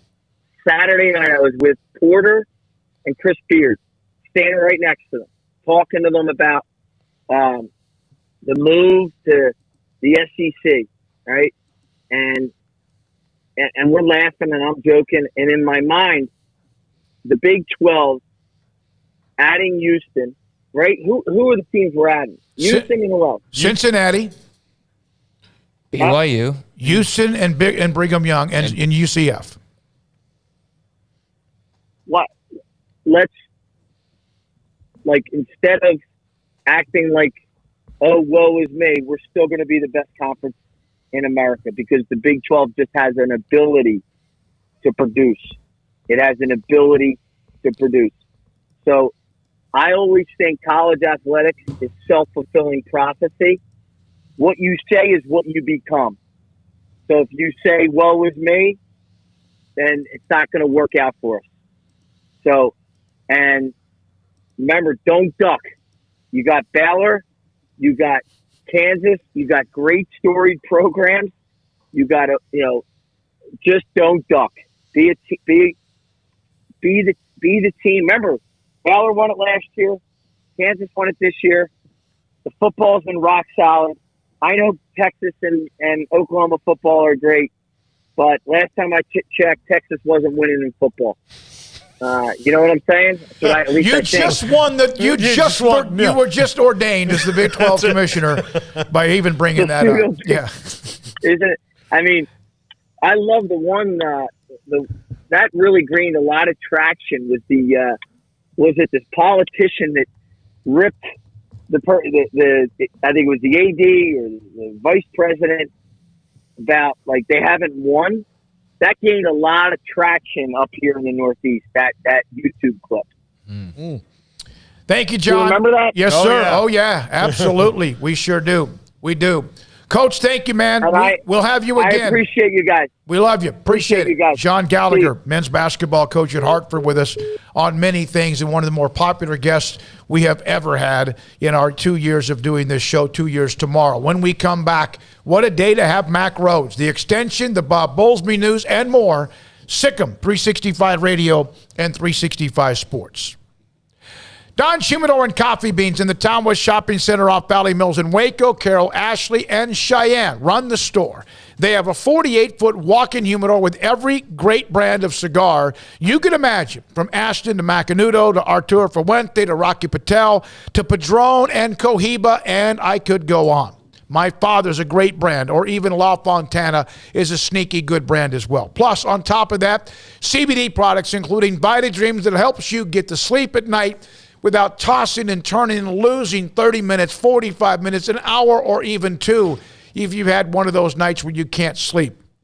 Don Humidor and Coffee Beans, fresh coffee beans, they'll grind them right there in front of you as well. And what you need when it comes to a cigar that you want, if they don't have it, they'll find it for you.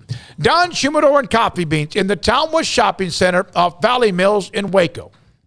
With so many companies and policies out there, it gets so confusing shopping for insurance, and I never know if I'm getting the policy that's right for me. Luckily, I met the team at the Niche Group Insurance Agency. With the Niche Group, you can go to one company and get access to coverage options from many insurance carriers, and you get to speak to a real person about your specific coverage needs. With the Niche Group, I know I'm getting the right coverage at the right price. If you need insurance, talk to the experts at the Niche Group at 1-800-258-8302. Riverbend Liquor and Wine, Lakeshore Drive at North 19th Street in Waco, is a hidden gem. They've got a great selection of spirits, wine, and the most extensive selection of craft beer in Waco in their gorgeous walk-in fridge. And they have an amazing array of high-end bourbons like Pinhook, Weller, Buffalo Trace, Brush Creek, Hotel, Garrison Brothers, Thomas S. Moore, Hooten Young, and Bardstown. Great customer service and a convenient and speedy drive-through window. Riverbend Liquor and Wine. Find out more on Facebook and Instagram. Did you know that Waco Regional Tennis and Fitness is a partner of the City of Waco? Did you know that we are open to the public? Waco Regional Tennis and Fitness offers day passes to the public for only $10 a day, and we offer money-saving memberships. Waco Regional Tennis and Fitness offers over 40 group exercise classes each week, including bar, yoga, boot camp, indoor cycling, and more. There are free weights, weight machines, TRX, rowing machines, stationary bikes, new treadmills, elliptical machines, and much more on the spacious weight room floor. Personal training available where you can be encouraged to grow. Sauna, whirlpool, tanning bed, and kids club. 17 tennis courts, 8 pickleball courts, youth and adult tennis and pickleball lessons. Waco's premier experience where you can help your mind, body, and soul. Visit our website at wacotennis.com. Call us at 254-753-7675 or visit us next to Hawaiian Falls on Lakeshore Drive in Waco.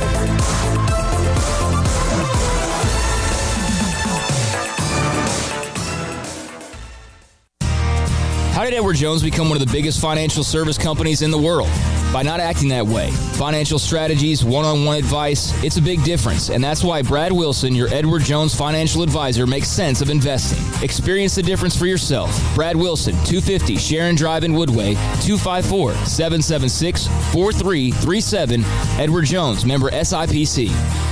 Brad Boozer, Boozer's Jeweler, joins us on Sikkim 365 Radio. Boozer's Jewelers on the corner of Valley Mills and Lake Air Drive. It's a staple of the Waco economy. And you're about to approach this time of the year where you have the holidays, special gifts. It's not that you don't have that every single day. What are some of the things you have coming up? You know, we kind of call ourselves the wedding ring store. We do all of our own custom work in-house. I've got 2 expert jewelers on staff every day. We can make anything from scratch. We kind of pride ourselves, probably 9 out of 10 every engagement ring we do is actually made custom to what the customer wants. People look at that, oh my God, I can't afford it. I can't afford something like that. You've shown me examples that you could fit pretty much any budget. It doesn't cost any more to custom make something. You still have gold, you still have diamonds, and you still have labor. Best thing about a custom piece is if you have any old jewelry or heirloom jewelry or something passed down from a grandma or somebody, we can take that jewelry and use it towards your wedding ring for the sentimental value, and then you've got the product, and then it's just a little bit of labor and a little bit of design on your part of what you actually want. You want to know why they're successful? Brad Boozer, the owner of Boozer's Jewelers on the corner of Valley Mills and Lake Air in Waco. Welcome back to Sikkim 365 Radio. Our weekly segment with Baylor Director of Athletics, Mack Rhoades, is brought to you by Edward Jones Investments Brokers, Tom Albers, Brad Wilson, Ben Erlinson, and Cam Heathcott. Edward Jones, making sense of investing. Mack Rhoades, Director of Athletics at Baylor University. About 24 hours from the time an extension was announced by Baylor, and about 24 hours prior to when the Big 12 announced that also Bob Bowlsby would be stepping down in the future as the commissioner when they find his replacement. Mack, thank you for your time. We appreciate it. Was yesterday's announcement with your extension proactive to what today's announcement was in the Big 12? Completely separate incidences. So I am certainly bittersweet, mixed emotions about Commissioner Bowlsby, and I know that you haven't asked me, but I've got great respect and admiration for him, and you know his decade-long tenure as commissioner for the Big 12. I think he's done it as well as anybody, or better than any other Power 5 commissioner. And I just I'm happy for him because this is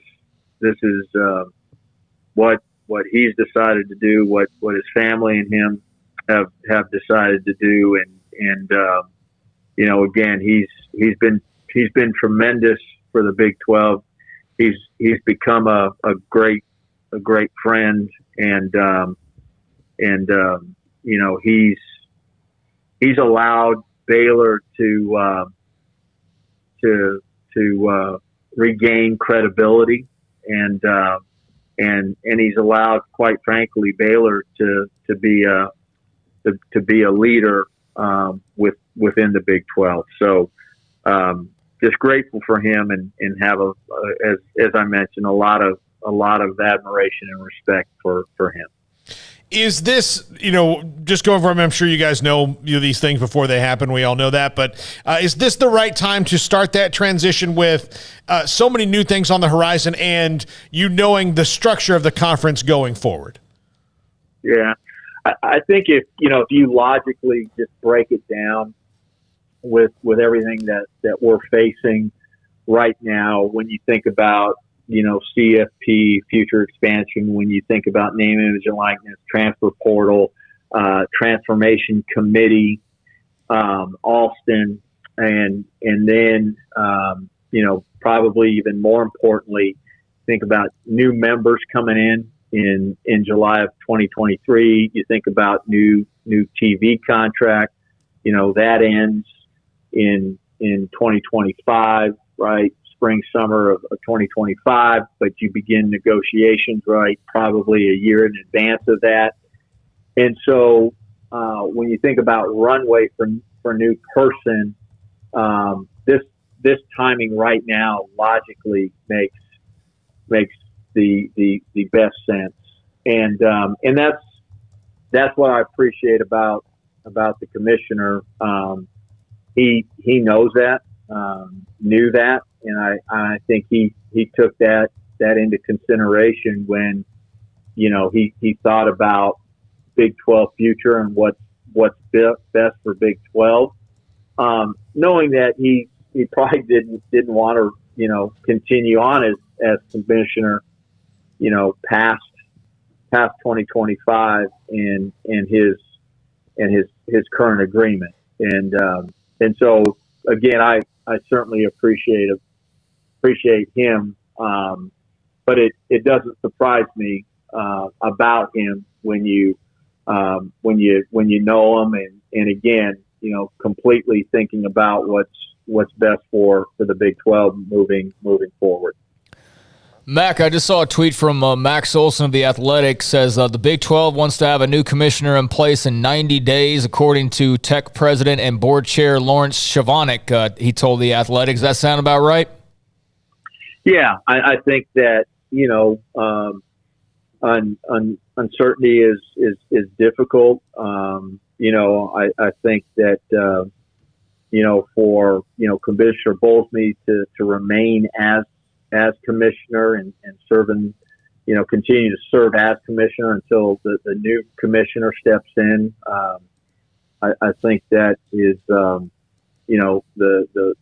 best way to do that in terms of the upcoming transition. And, 90 days, you think about, the summer and really giving somebody an opportunity to come on in and, do all of the normal things you do when you begin a job, begin to take a look at staff and decide, what's pressing, what's not pressing, begin to develop relationships immediately. And I think, that year runway, I think is probably needed when you think about bringing in the new members and everything that goes with that. So yes, I think the 90 days is accurate, and I think it's also not just accurate but necessary.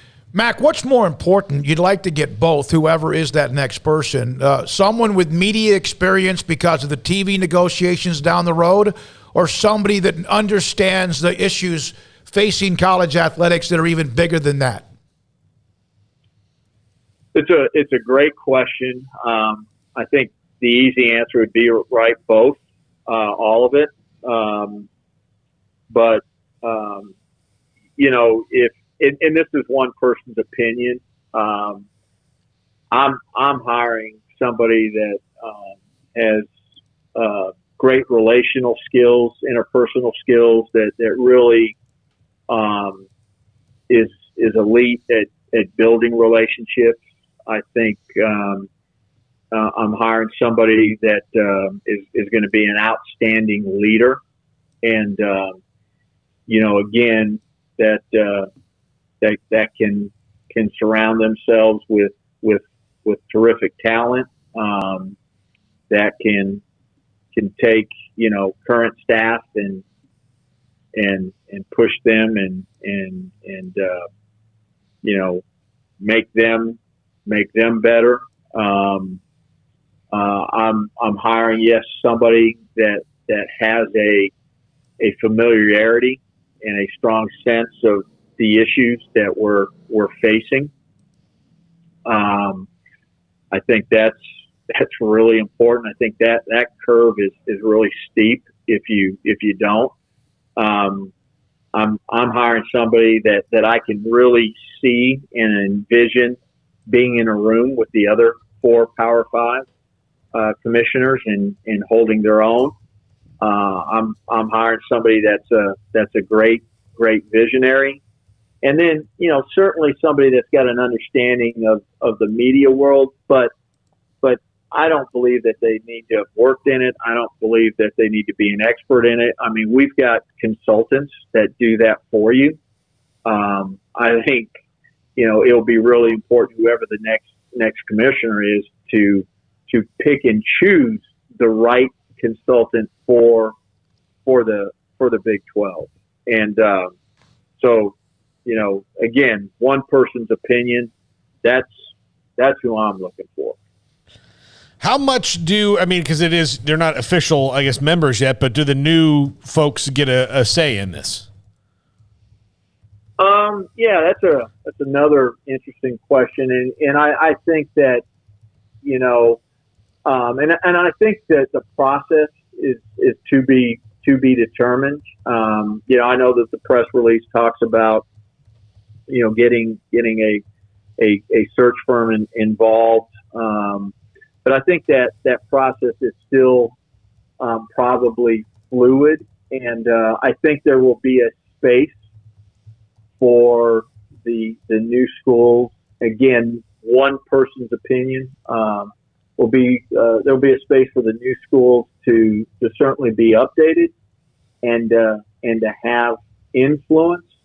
But I would think that certainly the 8 remaining are going to be the primary drivers, and it could even be a smaller group of the 8 potentially when you think of presidents. So again, one person's opinion, but that's probably the way I would frame it up.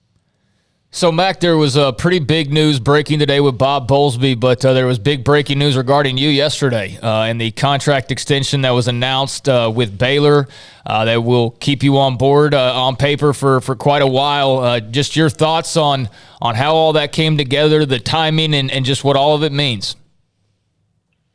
Yeah, I mean, there's a lot of thoughts, and I think the one that comes to mind probably, more prominent than any of them is just gratefulness to Baylor, gratefulness to President Livingstone and to our board of regents, my colleagues on President's Council, and then just huge emphasis, gratefulness for the people that I have the opportunity to work alongside every day. Our head coaches, our assistant coaches are the best of the best. My executive team, I will put them up against anybody in the country. All of our staff, it's about people. You've heard me say it over and over and over again. And so just this gratefulness, to be part of it and be a small part of it. And, I'm honored to lead Baylor Athletics because of what we stand for and how we do it, and we're never gonna compromise that. And again, this belief that Baylor's best years are still ahead of us. I continue to say that, and I don't say it because I want to wish it true. I say it because I really, really believe it. And God called Amy and I to come to Waco, 5.5 years ago, and that hasn't changed. Mack, I don't know if you'll get into the timeline, but that Board of Regents meeting yesterday just kind of happened. And I don't know the timeline of when they meet or whatever, but it seemed to me that it kind of just came about, maybe out of the unknown. When did they start discussing this with you? Oh, I think that, and again, when you say discussing, I think there were, certainly the primary person, obviously, right, would be Dr. Livingstone, and when necessary, a couple regents, certainly the chair of our regents, Chair Roundtree, and another regent, but probably this conversation has been, I don't know, going on for, certainly 3 or 4 weeks. Maybe a little bit longer than that. And, and quite frankly, I'm hard to pin down. I'm worried about, getting stuff done for Baylor and the stuff that's about me and my family, that will take care of itself. So, again, I'm grateful, blessed beyond belief. And, we're going to have some significant challenges that we're going to be faced with in the future. So when you think about all of the stuff that's happening, so looking forward to facing those challenges. So you learned about other things that were more important from Dave Aranda, right? Before anything was announced about a contract. He just didn't, that kind of learned from him? Yes, kind of learned from him. So, but, so we've got some challenges ahead of us for Big 12, for Baylor to remain relevant. And, I don't think any of it is going to be easy, but I think we all love the challenge. I know I do, and I'm excited to take those things head on. Mack, one of the texts that Jason Cook sent yesterday to kind of say, okay, go ahead and report this, said 10-year contract. Mack will retire at Baylor. You're a young guy, Mack. 10 years doesn't seem like that long. Yeah, I'm just praying I can make it 10 years. These last 5.5 has felt like 10. With some of the stuff that we've had to go through, but look, I don't know. We'll see about going beyond the 10, and I think for Amy's sake, she probably wants me to work for as long as I can, so I'm not spending time at home driving her nuts. But it's we'll see what God has in store. But I'm certainly looking forward to the future. When you took this job, when you were at Missouri, and you talked about what brought you here in the calling, did you ever have any idea that it would become as magical as it's been, or this would be perhaps your last landing spot? No, I did, Smoak, and I appreciate the question. I don't know that I allow myself to think that way. Because I'm always afraid that if you do, you get distracted, and so just trying to focus on the task at hand, and if you do that, well, and I'm certainly not saying we've done it well. I think we've done it pretty good, and it hasn't just been me. It's been because of everybody else that is here in terms of Baylor athletics. But if you take care of those things, then everything else takes care of it itself, and that's kind of the way I've always approached it. If you do a great job with the job that you have, all of that stuff takes care of itself. So, and again, I go back to I've been blessed with to work alongside just some great people. Have you ever considered even thinking about being a commissioner of a conference? Oh, would you stop? Look, I'm not going to lie if I told you that I've never thought about it. Yeah, absolutely, I've thought about it. There's not many of them, but I'll be frank. Man, the personal relationships that you have with coaches, that's special. My relationship with our head coaches, and I don't want to just pick one because I've got great relationships with I'm blessed to have great relationships with our head coaches, but they mean a lot to me. I'm not saying that they mean a lot to them, but they really mean a lot to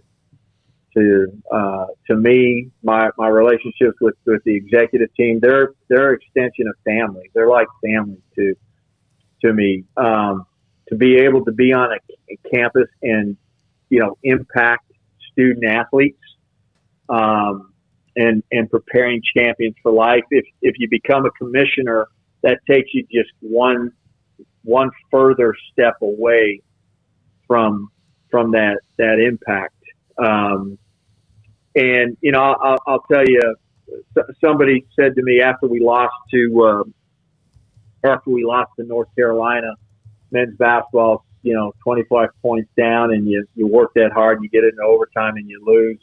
I mean, the worldwide sports, years and years ago, the agony of defeat, that is agonizing. And somebody just said to me, well, hey, if you were ever a commissioner, you wouldn't have to feel that. And they're exactly right. But that's the beauty of having a team and rooting for a team, and that team being part of who you are. That's the beauty of it. And so I don't know. I think that would be hard to remove yourself from, and then finally, I'm not sure that you're supposed to do it as an athletic director, to be on the sideline yelling at officials, but you definitely can't do it if you're a commissioner. So. Oh, and speaking of Kansas won it all. How about Kansas, huh? Yeah. Happy for Kansas. Happy for Coach Self and for Travis, the athletic director. He's terrific. And you think about the Big 12, and we've won the last two national championships in basketball, men's basketball. I think it was in the late 2000, 2008. Maybe I'm wrong there, but I saw a stat. It's been a while since the conference has done that. The last conference was the ACC, and so thrilled and excited for them. And again, you think about the Big 12 and the last two men's basketball national championships this year in football. Two of its programs go to New Year's Six games and win those both. So, hey, the future is bright, and I'm glad to be a part of it. So, Mack, my last question and back to Bob Bowlsby. Can you try to put into words the recovery, the reaction? Obviously, when you have your knees cut out from under you in late July as a conference, with what happened, the story involving Texas and Oklahoma, and Bowlsby and everyone could have folded their tents, and I think most people probably hope they did. Can you try to put into words, no matter how popular a person he was with any of the fan bases, what he was able to do to salvage the conference, the cease and desist, and then expand it? Yeah, I think, there are a lot of things converging on it, right? One is, making sure that you select the right institutions, and having to then do that in a really timely manner, so that this narrative that the Big 12 is unstable,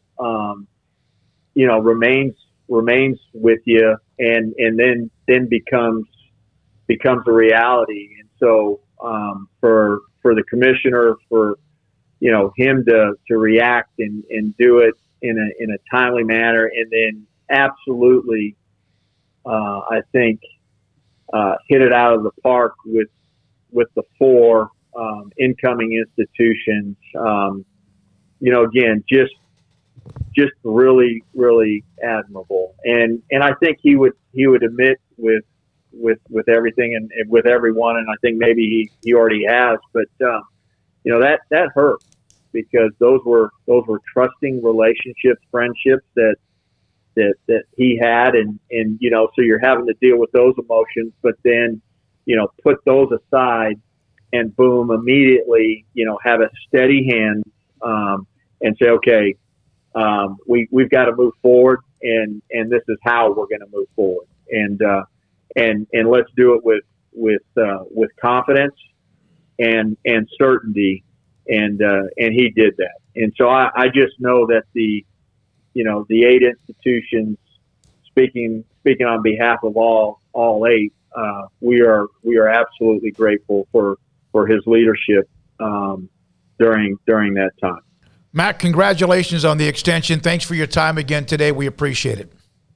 Thank you all. Appreciate you all. Mack Bye-bye. Rhoades, Baylor's Director of Athletics, with us on Sikkim 365 Radio and 365 Sports. There's a lot to chew and digest with a lot of that. A lot of different opinions on the chat room and other different ideas, and we appreciate that as well.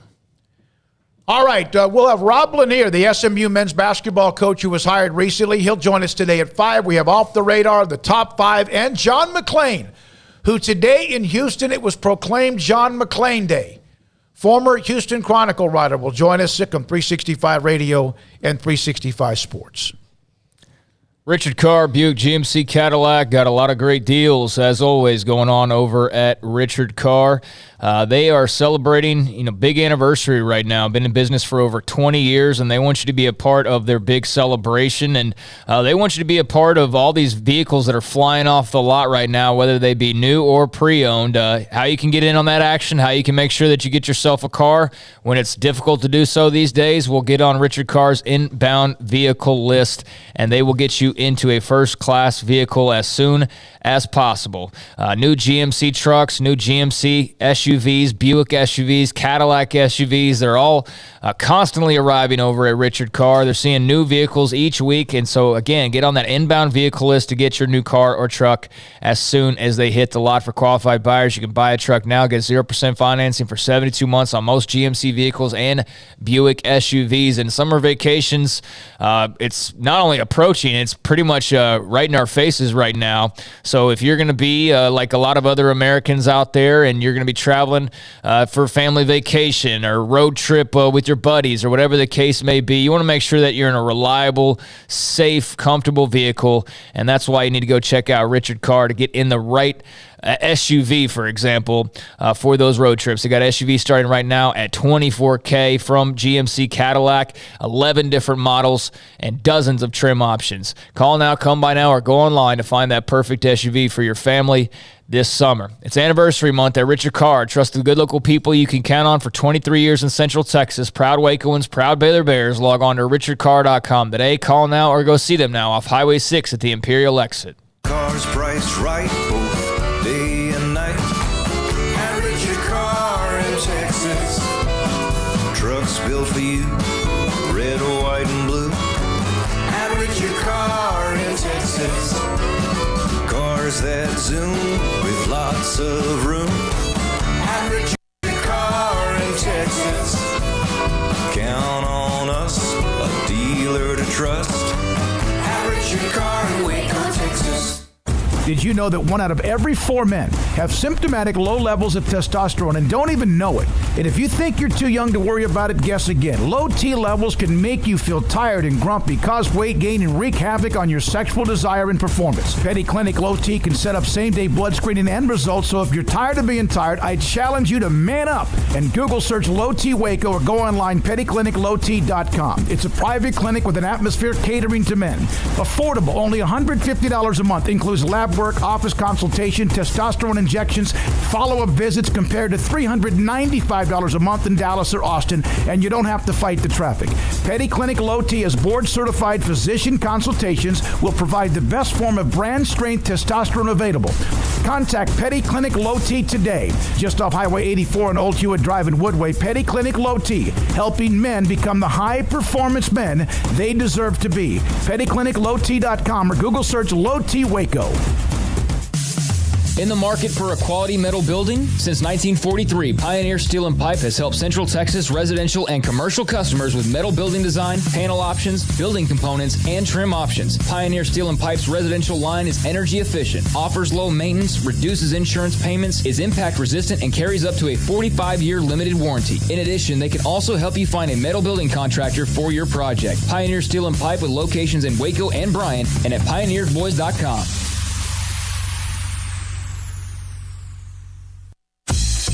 Baylor Scott & White Southwest Sports Medicine and Orthopedics, the team physicians for Baylor Athletics, diagnosing and treating all sports-related injuries, including concussions. These specialists also provide orthopedic services for athletes and non-athletes alike, whether it's knee or shoulder pain, hand or wrist injuries, orthopedic spine care, and even an arthritis and total joint clinic. Trust the doctors Baylor Athletics trusts. Baylor Scott & White Southwest Sports Medicine and Orthopedics wants to get you back in the game. It's plain and simple. Waco Custom Marketplace is the one-stop shop for what you need for tailgating, from charcoal, cold beer, and wine. And, of course, customize your order with brisket, tri-tip, sausage, wings, smoked pork tenderloin, country-style or pork spare ribs, marinated beef and chicken fajita meat, ground beef and chili, meat, hot dogs, and burgers, buns, seasoning, sauces, chips. There's fresh baked bread and kolaches every day, breakfast sausage links. And you can also customize your favorite cut of steaks from Select, Choice, or Prime, bacon wrap fillets, ribeyes, New York strip, sirloin, T-bone, and porterhouse. Full-service butcher shop includes pork, poultry, beef, chicken, and seafood, serving Waco restaurants and families since 1940. Your one-stop shop for beef, pork, poultry, and seafood needs. Waco Custom Marketplace, 425 Lake Air Drive, or WacoCustomMarketplace.com.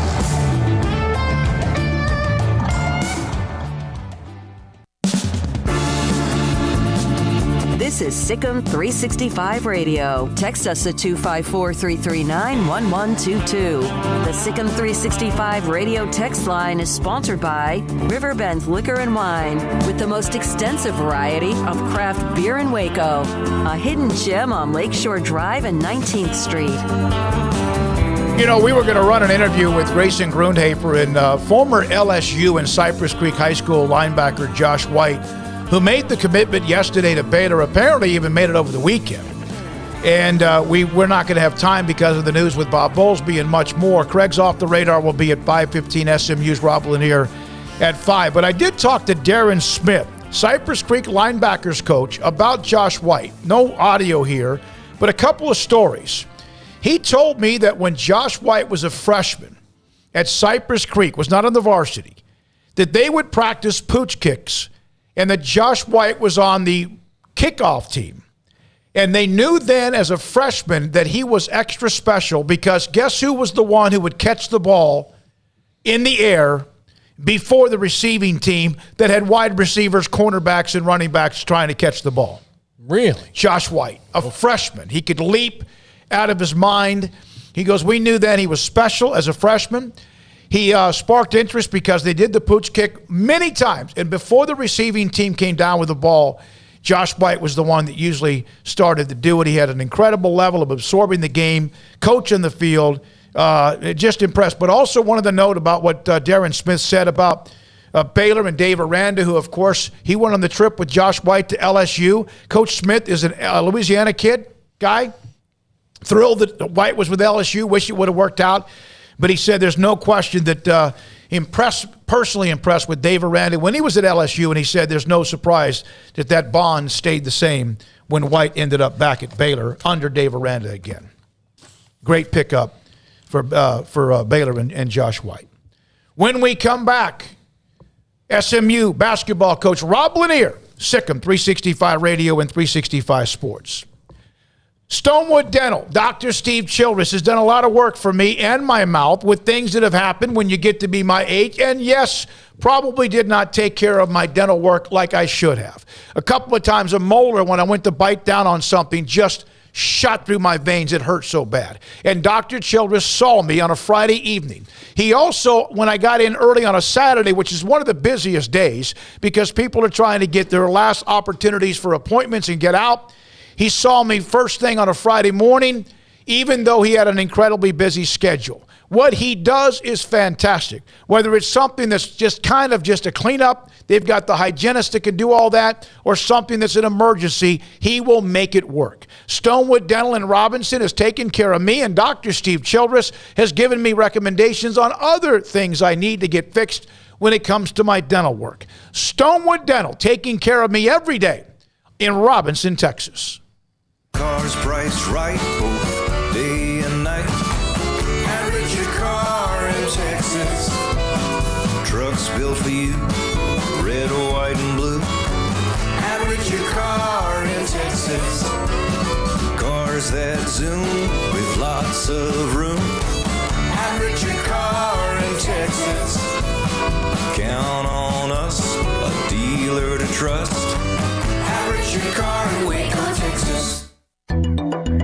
It takes time to reach goals. It's a truth that applies to more than sports. It goes for your financial goals as well. You work hard for your money, and you deserve an investment strategy that lines up with your game plan. And Tom Albers, your Edward Jones financial advisor, can help. If your financial investments aren't putting forth the effort you desire, stop by today for a financial review. Tom Albers, 4301 Lakeshore Drive, 254-776-7605. Edward Jones, member SIPC. At Ideal MRI, we feel blessed to be a part of the Waco community. We're a small family business right here in Central Texas, and our goal is to bring down the cost of healthcare while maintaining high quality. At times like this, the cost of healthcare has never been more important, and unfortunately, significant illnesses and injuries still occur. That's why Ideal MRI is open and here to serve you through the difficult time. We offer premium MRIs just like a hospital with state-of-the-art technology and specialists, but you'll pay less. Sometimes thousands of dollars less, whether you're using insurance or not. At Ideal MRI, we accept most insurance and there are no hidden costs. Even offering financing if that's needed, everything included in the price, and you'll not get something as a surprise in the mail later on. If you need an MRI, ask your doctor about Ideal MRI. They'll know. You can schedule an appointment safely from home online in minutes at idealmri.com or give us a call, 833-IDEAL-MRI, idealmri.com. You know what would make this moment better? Pizza. Dough made from scratch and an Italian family sauce recipe pizza. 3 fresh signature cheeses making a melty blanket of perfection pizza. Like loads of premium toppings like crispy Old World pepperoni, savory Italian sausage, and fresh sliced veggies pizza. That's Marco's Pizza. Visit marcos.com and make any moment better. And with 4 locations in Waco, Belmead, China Spring, Woodway, and soon to open in Robinson. Marco's. Pizza lovers get it.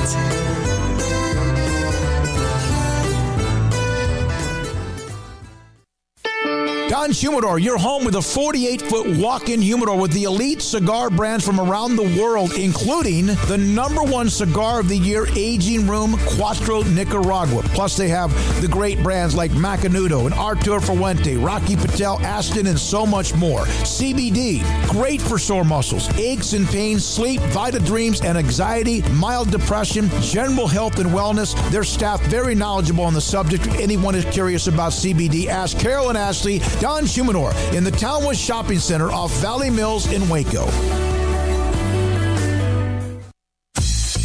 Baylor Scott & White Southwest Sports Medicine and Orthopedics, the team physicians for Baylor Athletics, diagnosing and treating all sports-related injuries, including concussions. These specialists also provide orthopedic services for athletes and non-athletes alike, whether it's knee or shoulder pain, hand or wrist injuries, orthopedic spine care, and even an arthritis and total joint clinic. Trust the doctors Baylor Athletics trusts. Baylor Scott & White Southwest Sports Medicine and Orthopedics wants to get you back in the game.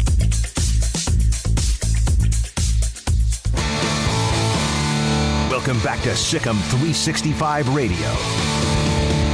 Shot clock down to 7. Davis runs into a roadblock. Top for Weathers. Marcus Weathers. And he hits the 3 ball. The 5 o'clock hour is sponsored by Edward Jones Investments with financial advisor Ben Erlinson, who'll navigate you through today's financial climate. Edward Jones, making sense of investing. Now, here's David Smoak, Paul Catalina, and Craig Smoak. Sikkim 365 Radio and 365 Sports. Craig Smoak, Paul Catalina. and David Smoak on Sikkim 365 and 365 Sports YouTube. We are joined now by the head coach, the men's basketball coach at SMU. Rob Lanier joins us as, again, basketball season ended last night, but it's never over, it seems like to me. Rob, thanks for your time. Your thoughts about, if you don't mind, we'll start with the game last night and the way that the season ended with that incredible finish between Kansas and North Carolina. You want to know the truth? I didn't see that much of it. It's been such a whirlwind for me that I had a couple new staff members and we were moving into a new Airbnb and we got in there and the TV wasn't working.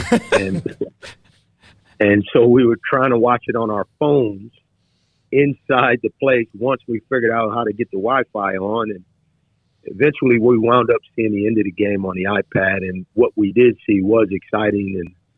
And what I thought was interesting was looking at the crowd and seeing the quality of the game and the excitement of it.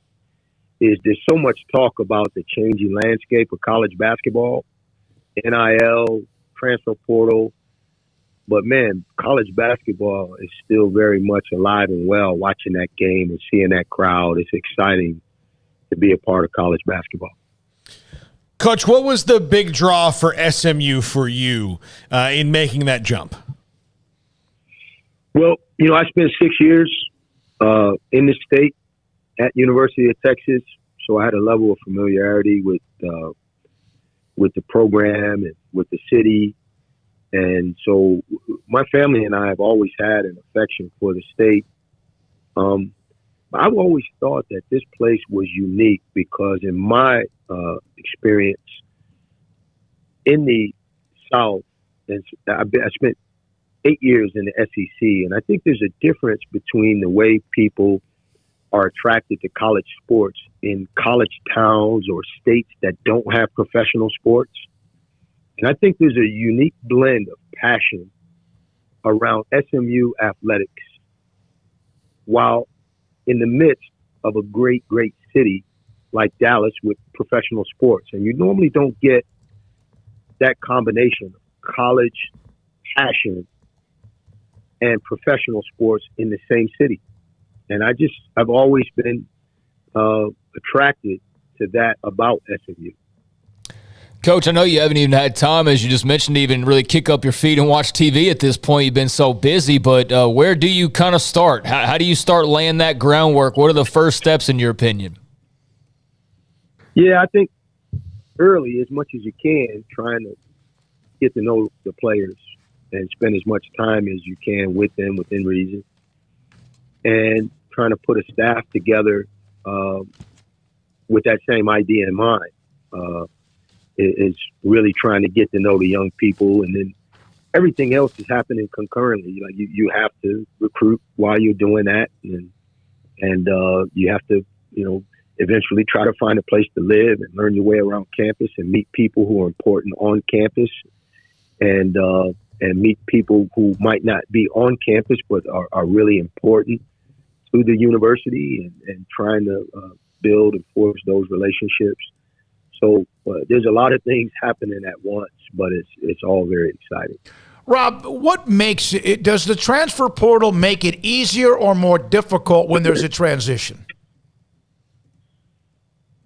It depends on what circumstances you're walking into. You could be in a situation where you wind up going in and losing all the guys that are there because of the turnover, right? Or you could find yourself in a situation where there's some core players there, and you've got an opportunity to add to that. And I think every coach that's going into a new situation right now is going to be experiencing any number of circumstances along those lines. And we're hopeful that some of the core players here will feel good about what we're doing and want to be here, and that our task would be to try to add to that. And so far that's been the case, but you've had to prepare for surprises in this landscape, and there's plenty of them. We haven't had any of them here yet, and we're hopeful that things kind of remain steady.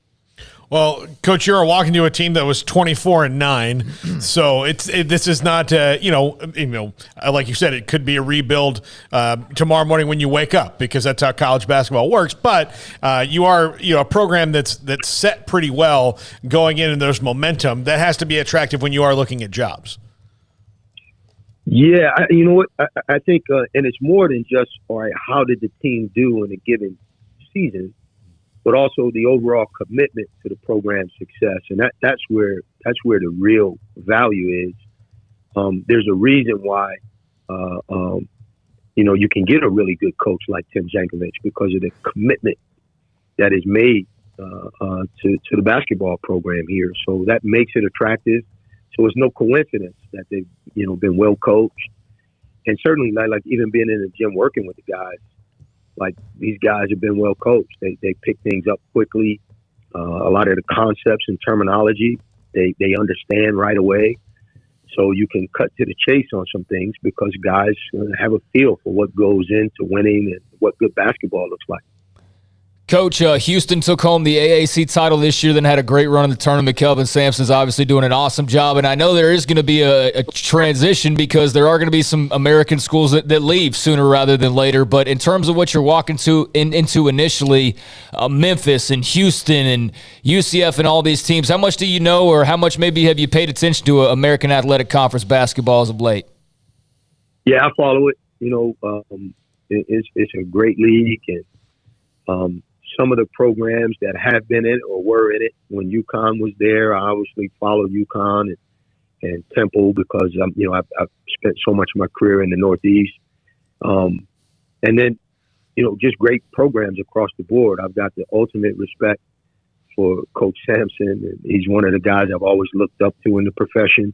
There's so many good coaches, so many good programs, and so many good markets where these programs are located. And I thought that was one of the special things about this league.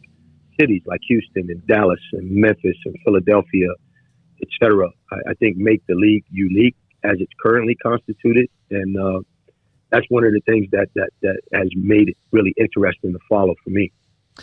Rob, the state of Texas, really back in the 80s when I was much younger and started covering the state tournament, the UIL state tournament, and you were right there in the middle of it when you were at Texas. You know what I'm talking about. But it has exploded. The talent in Texas is amazing around the country. I know you want to find talent wherever you can get it, but how much is right there in your backyard in the Dallas and Fort Worth area? Yeah, it's remarkable. I think throughout the state, and I've always said this, I'm not just saying it because I'm here. It's one of the reasons why I'm here, is that I think in the sport of basketball, there's no state better than Texas. From top to bottom, when you go grassroots, high school, travel ball, college, NBA franchises, 3 quality NBA franchises. I don't know if the fan support throughout the state is the most passionate as it compares to maybe Kentucky or Indiana, places like that. But in terms of talent, coaching, at every single possible level of basketball, I don't think there's anywhere better than Texas. And the talent throughout the state is remarkable, and it's only gotten better. You can build a great program with Texas players as the foundation of your program, and certainly that would be our intention. Rob, the fact that you were at Texas, Rick Barnes, who's had the great run at Tennessee and also had the one at Texas, what did you learn? What did you learn from him? Yeah, that's a great question. I was a young coach, and I've said this from day one, that got a great opportunity to be a head coach at age 32, really before I was ready. There's a lot of great coaches at that age, but I wasn't one of them. And one of the things that I learned from him is how important it is to do right by the people who work for you. To really, as a leader, that you are serving the people that you work with, not the other way around. And I've never been around a person who gets more satisfaction out of doing things for other people unsolicited than Rick Barnes. One of the best people I've ever met in my life, who's done more for me than he can possibly imagine. And I've seen it over and over and over, how much he goes out of his way to do things for other people. And I think it has a lot to do with the loyalty that so many of us who've worked for him have for him, and love that we have for him. And I think as I've gotten older and more mature, I've learned that all of this is not about me. And for a long time, I thought it was all about me. And that's probably the biggest lesson I learned from being around him, especially the second time around. You when you were there the second time around, and I know that you're going to recruit the hell out of against everybody else in the state of Texas and everyone else for talent, but what are your thoughts since you saw it close and personal, what Baylor has been able to do, where Scott Drew was when you were the assistant the second time around and where they are now? Yeah, I think that's just historic. I mean, it happens to be in this state that he did it, but what he did, because I was there, my first go round was, I saw what it was. And where he took it, I mean, I think we'd all be hard pressed to find an example of something remotely close to what the transformation that he's created. So I've got the utmost respect for Scott and the staff, Tang, and everybody who's been associated with that program. It's just remarkable. It's just a remarkable story. It's historic. Why do the best basketball coaches come out of New York City? Well, I you know what? I don't know, but I'm not from New York City myself, so unfortunately, I can't make that distinction. But I was born in Manhattan, raised in Buffalo, New York. But there has been some good ones, and obviously, you know, New York is famous for being an area where it's so competitive, and I think that has a lot to do with it. Rob Lanier is the most famous Lanier to come out of St. Bonaventure. And I did not know this, Rob, until I looked it up, that Bob's your cousin, the great Bob Lanier, who I'm old enough to remember those days. He was amazing. So you've got some of that in your lineage, right, in your blood. I do. You know, I didn't grow up with Bob. Right. I didn't grow up around Bob, but my father and his father were brothers. So his first cousins. It's not like some remote, you know, connection there, but great man, great player. I love all the stories. And you know, when I got a little bit older, I got a chance to get to know him. And so that's been neat. And he's a special person and obviously a great figure in the game historically. So it is cool being associated with him. Are you having fun right now, even though you're trying to figure out the Airbnb and cable and all that, or whatever they call it these days? You know what? This morning when we got up, me and my assistant, so I got this Airbnb so we could just all crash there and like hang out together. And when we were getting in the car to come here, I was like, "Where are we going? We're going to SMU this morning." Like, is Ashton Kutcher going to like show up and like say that this is a prank? Like, this is really unbelievable. It really is. I find myself pinching myself and asking my wife, like, is this really happening? I'm so excited. I'm having a blast. To answer your question, this is it's been awesome, and I can't wait to get the rest of our staff here so we can enjoy it and our families can enjoy it together and get to work, because I'm really confident about what we're going to be able to do. Rob, thank you for your time. Congratulations on the opportunity at SMU. Thanks, guys. Thank you. Rob Lanier, SMU men's basketball coach. Was it Texas a couple of different times? Siena as a head coach, Georgia State recently, and now the head coach. We had Tim Jankovich on. He was fantastic about, 3-4 weeks ago, right before the tournament. And, they were left out of it. We had Coach Jankovich on, and he was really good. And then when he retired, I remember looking at his picture, and it said, you know, he's in his 60s. And I was like, well, no, never thought of that. Yeah, I never thought that, you know. When we come back, Craig Smoak's off the radar, shuffling around a little bit today. John McClain after that in the top 5 to close out this 5 o'clock hour. Sikkim 365 Radio. The city of Woodway, discover Woodway. Right now, I received this from the marketing department. The mother-daughter brunch at the Pavilion, which is coming up in May, on May the 7th, Right now, you can register going to discoverwoodway.com. Moms, enjoy the afternoon of brunch, activities, crafts, and more with your daughter or daughters just outside the pavilion at the Carling Bright Arboretum, May the 7th, 11 until 1:30. Tickets are for $30 for moms and daughters each. DiscoverWoodway.com right now with the opportunity for you to register and join the mother-daughter brunch at the pavilion, May the 7th. DiscoverWoodway.com. From the first workout to the last practice, sports is an incredible and rewarding challenge. Hi, this is Dan Ingham with the First National Bank of Central Texas, and we're proud to support each athlete, every parent, and our educators. From families, small businesses, to the biggest industry, we're here to help. With remarkable products like our free First mobile app, we've got banking ideas that fuel big dreams. That's the First National Bank of Central Texas. Familiar faces making local decisions. Member FDIC, Equal Housing Lender. Hey, this is Bryce Petty, former starting quarterback and two-time Big 12 champion, and I know firsthand the importance of being in top shape both on and off the field. So listen up, men. If you're feeling beat down day in and day out and looking for that high-performance edge that separates the men from the boys, then look no further than the Petty Clinic Low T in Waco. Petty Clinic is a comprehensive men's healthcare clinic with an atmosphere catering to men. Board-certified Dr. Kent Petty has a special interest in offering the highest quality medical care to men of all ages. Some of the services offered include screening and treatment for low testosterone or thyroid, infertility, high blood pressure, diabetes, high cholesterol, sleep apnea, while offering comprehensive wellness exams and complete men's health lab panels. High performance men, remember, it's not just a Petty thing. This is Bryce Petty, encouraging you to reach out and Google search Petty Clinic Low T or go to pettycliniclowt.com and get your complimentary lab screening today.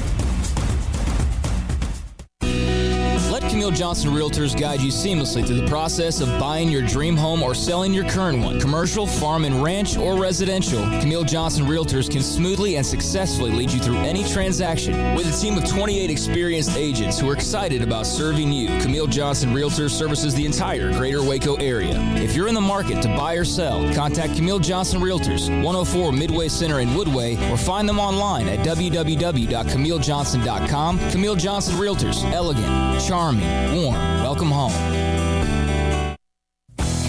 Three Nations Brewing Company has 16 different beers on draft with a new beer every Friday. It also offers 2 air-conditioned tap rooms, a large indoor beer hall, a second-floor mezzanine offering a great overview of the brewing company and equipment and patio where you can relax under the shade. Plus, you can now experience the new Three Nations Beer Garden Grill on our shaded patio with socially distanced seating for your enjoyment. Grab a cold beer and enjoy a bite from our freshly prepared and delicious menu. Street tacos, quesadillas, freshly cooked burgers and dogs, and veggie burgers too. State Fair tornado fries, nachos, and so much more, all prepared and cooked on site. So come visit the award-winning Three Nations Brewing Company on East Vandergrift off I-35 in Carrollton.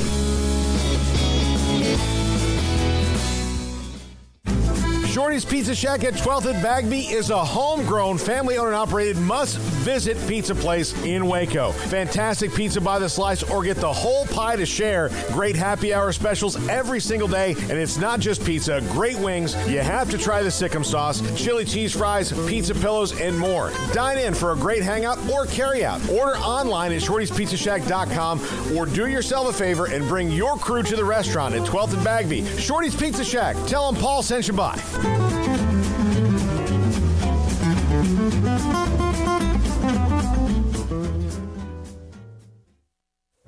Stepping into a new pair of boots is great, but stepping into the boots of a U.S. Army officer can also add confidence and leadership skills to your son or daughter's career path. There are more than 150 occupational specialties to help them find the best fit for their future. See all the things your son or daughter can achieve in our boots at GoArmy.com.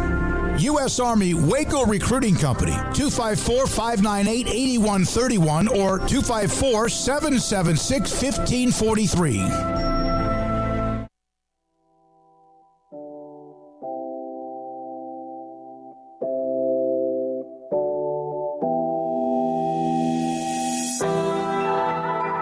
Welcome back to Sikkim 365 Radio.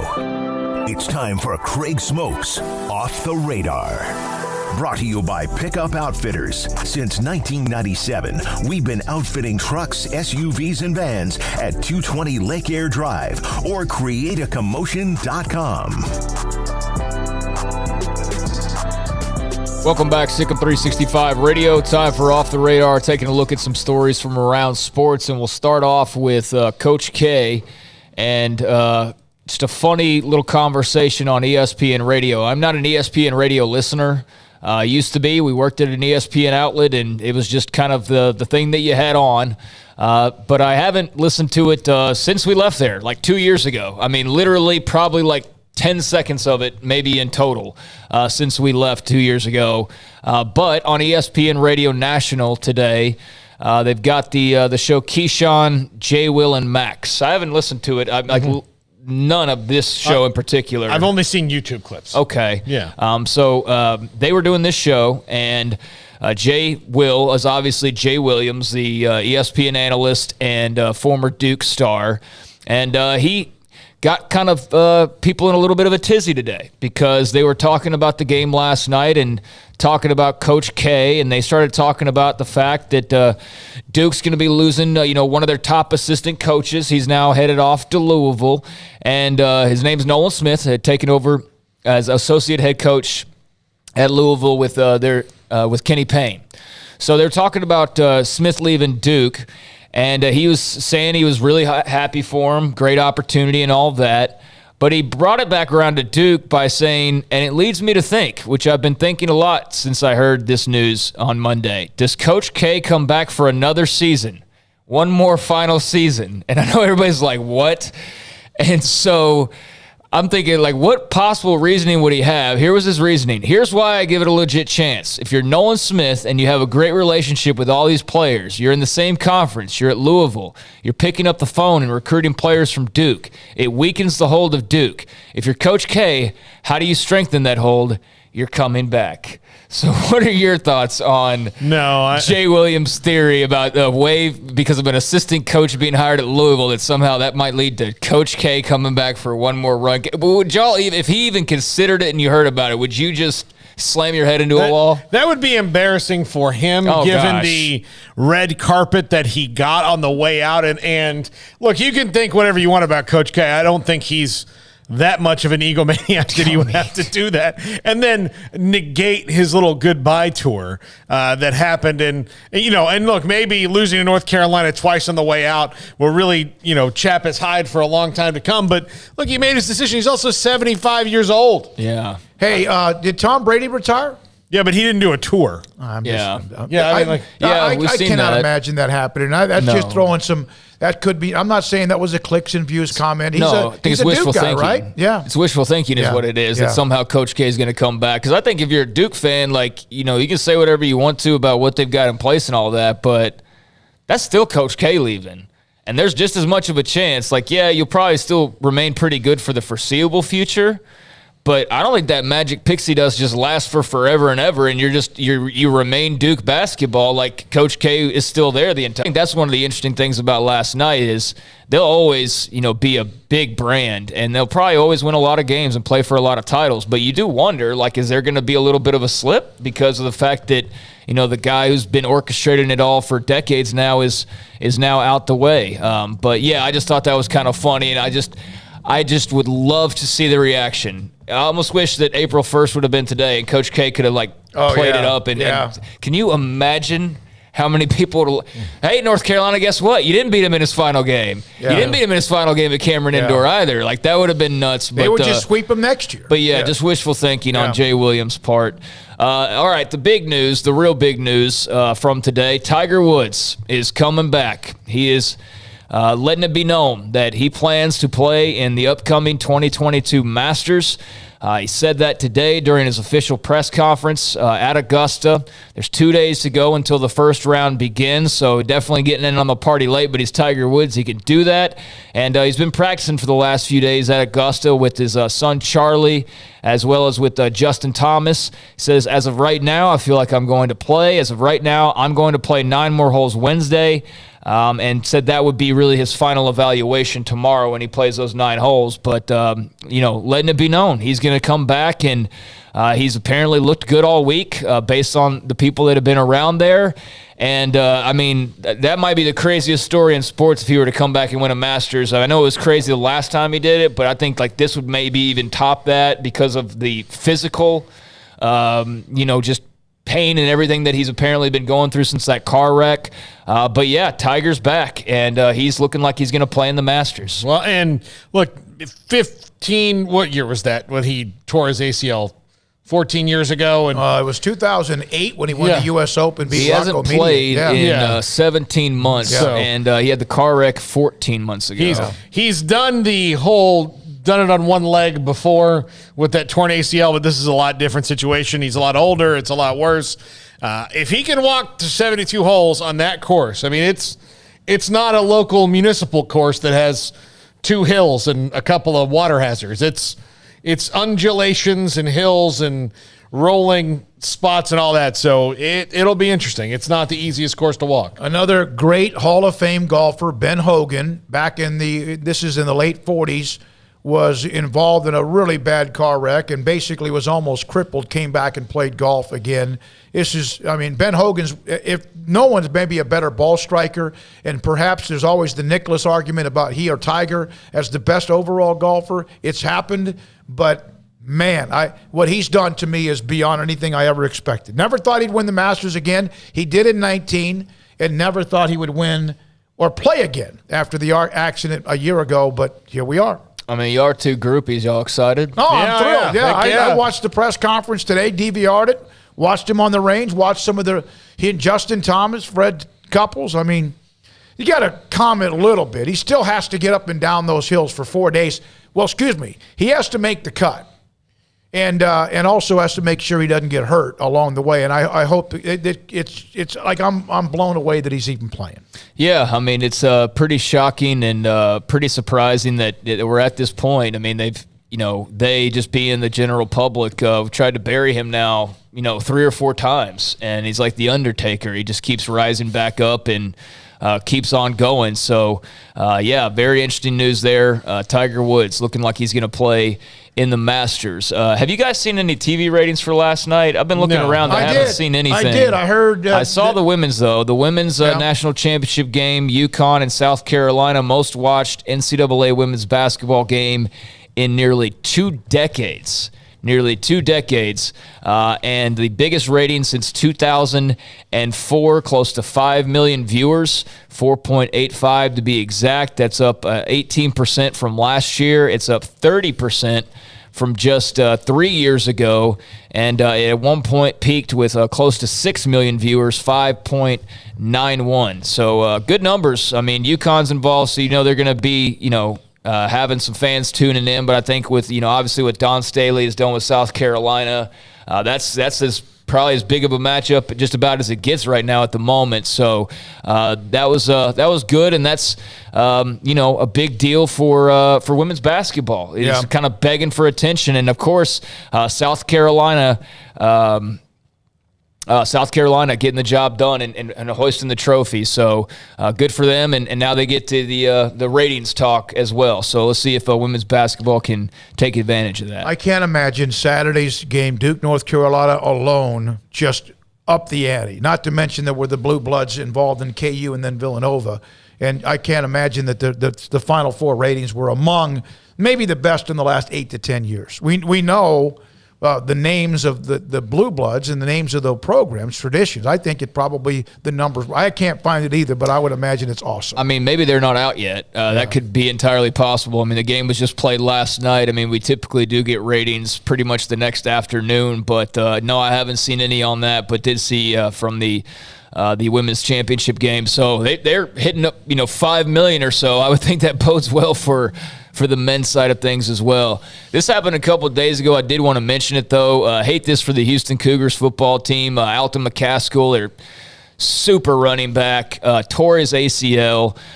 He had a terrific freshman year, very talented, very skilled, and just a fun player to watch. So that's a bummer for the Houston Cougars as they get revved up for this upcoming season, but I'm sure he'll bounce back. But that is notable because he's a really good player. I think right after that, they got a a running back out of the portal. Oh, did they? Yeah, okay. I think so. Well, I can't remember. I have to go back and look. But they did get somebody. I mean, that doesn't mean that guy's going to come in and start and replace that kind of production, but they did respond. It's nice that I guess for teams like that, you have the portal you can do these things with now, as opposed to before. So. Yeah, Brandon Campbell from USC. Yeah. Okay, I hadn't seen that yet, but yeah, Cougars landed Brandon Campbell, I guess, yesterday, and that will help matters. But Alton McCaskill, I mentioned just because I loved watching him last year. I thought he was fantastic, and I thought he was really in store for a monster year with Holgerson and company. But Brandon Campbell now will help ease some of that pain for the Houston Cougars. Elsewhere, looking at Adam Schefter. Got a new deal with ESPN. We talk about some of the media stuff, or the media side of things on here from time to time. And, I've got a little bit of an issue with how Schefter does things sometimes. I think he clearly, multiple times in the last year really has been kind of caught with his hand in the pockets, or somebody's, the NFL's hands in his pockets, and it's been very obvious. And, he takes a little heat for it and then moves on along and goes about his business, but he's good at what he does despite that. And apparently, according to Andrew Marchand, who's Mr. Sports Media, Adam Schefter, new 5-year deal worth at least $9 million per year. For Schefter, compared to Adrian Wojnarowski, he got 5 years, $7 million per, and Jeff Passan apparently makes around $4 million. That according to Football Scoop. But yeah, Schefty making more than some of the guys that he covers, than a lot of the guys he covers actually. Well, good for him. I'm surprised that after the wave of negative news, they still kind of went through with this. But I mean, he is really well connected, and he's well known. Yeah, so, yeah. I mean, he's what people think of. And most people look. The fact that they are a cable news network basically means that the bar for people knowing all the stuff that we know about people is pretty low. Like the general public doesn't know what their favorite CNN, Fox News, ESPN person's really like. They just read the tweets and move on with their life. They don't, you like who you like, and that's who it is. Walter Cronkite's been dead for a long time, and it happens, and you know it more every day. Yeah, I mean, if Adam Schefter stopped doing ESPN, I wouldn't change my life in any way, but I know for a lot of people it would be like jarring and shocking. Well, for them, they don't have to worry about that anymore, and ESPN really shelling out the dough here as of lately. When you think about, as Football Scoop pointed out, just some of the network hires, but also just what they did with, in terms of the NFL and spending, Joe Buck and Troy Aikman and all of that. So they continue to just dole out cash. And I know that Paul had mentioned this, and we got to go here because we got John McClain, who's got a big day. But at some point, we'll probably need to talk more about MLB and these electronic pitch signaling devices. Trying to get rid of sign stealing, trying to get rid of the banging of the trash cans. Thanks Astros, and thanks a lot of other teams as well. Let's face it, Yankees, Red Sox, they were all cheating to some extent. But players will soon be allowed to use PitchCom, which is an electronic wrist device per Buster Olney. That's a pad with buttons for catchers, and it'll be paired with a listening device for the pitchers. So the catcher will signal the pitch on his wrist pad, his little button wristwatch or whatever, and signal the pitch type and the location, and the pitcher will actually hear what the pitch location and type is through that earpiece, and that's how they will signal rather than the typical putting your fingers down and signaling that way. What do you guys... I'm about to kill myself by just listening to all that. Well, how long does that take? The infielders, it's not apparently pretty fast. They've rolled it out through spring training, and the reviews from the players, they love it. They absolutely love it, which is one of the rare things that baseball has done that the players like. So I think they need to take this as a win. It apparently works pretty well and it's pretty quick, and they've been tinkering with it for a little bit, so they know how to work it. But with analytics, why doesn't the manager just do that? The manager pushes a button, it goes to all the players. Oh. Well, yeah. Am I right? But I think that they don't want the manager to do it. They want the players to do it. I think here's my upgrade for it. Here's my upgrade. You know how on your GPS you can get like a celebrity voice? Yeah. Like you can tell Alexa, like my Alexa can be Sam Jackson, which is pretty funny. But I think they should do that for the pitch count just to make it more fun for them. Like everybody that has the listening device can hear Sam Jackson or Nick Offerman or somebody with a cool voice. Yeah, well, apparently like 5 guys will be able to use it, or around that. They're going to be like multiple guys with it. But it's been tested, as you said. The Yankees tried it out. Luis Severino and also Kyle Higashioka were 2 that worked it out, and Severino said afterwards, I think it was great. I was a little doubtful at the beginning, but when we started using it, it was really good. With a man on second, too, I would definitely like to use it in my first start of the regular season. You know what pitch you're going to throw right away, and that's true. Like a guy standing on second is checking out the catcher signals, and now you don't even have to worry about that at all.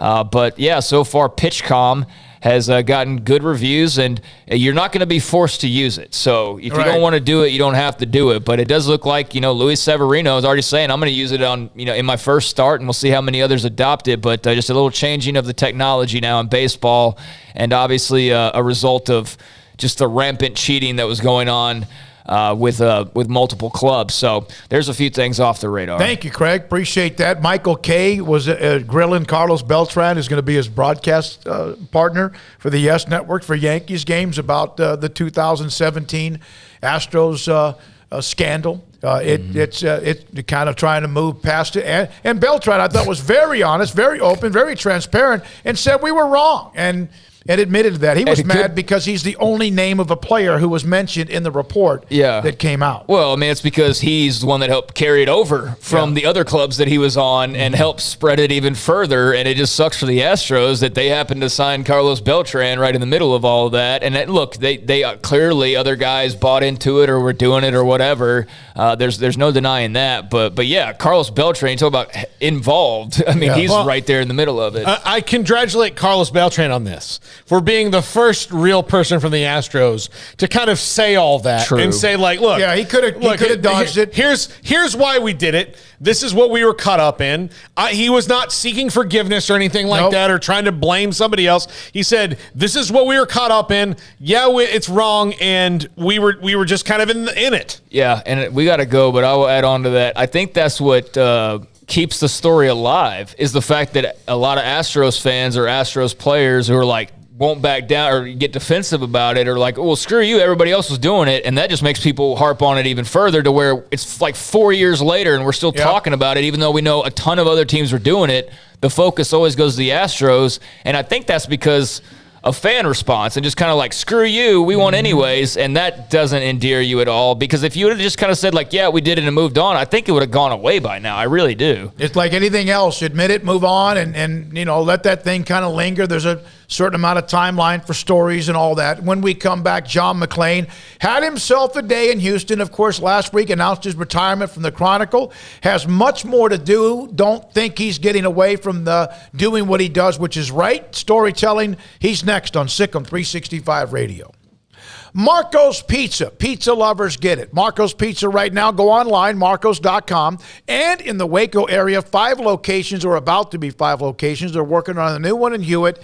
And they have one already in Woodway, Belmead, China Spring, and also in Robinson. We love their pizza. It's fantastic. We love the pepperoni Magnifico, which you can go online to Marco's Pizza and get a great price for that. PepMag is the code word. Also the all meat, which is fantastic. Thin crust, we love it. 3 different types of cheeses to blend it into what they put on top of the pizza. And not just the pizza, but also sandwiches, salads, wings, and even soft drinks and much more. Marco's Pizza, Bob Mock, the owner. 4 locations, about to be 5 in Hewitt. Marcos.com. Baylor University is where lights shine bright. So, let there be light. Let there be roommates and teammates, scholarship and championships. Let there be fresh starts and new traditions, fast friendships and lasting impacts. Let there be laughter. Let there be joy. Let there be light. Baylor University, where lights shine bright.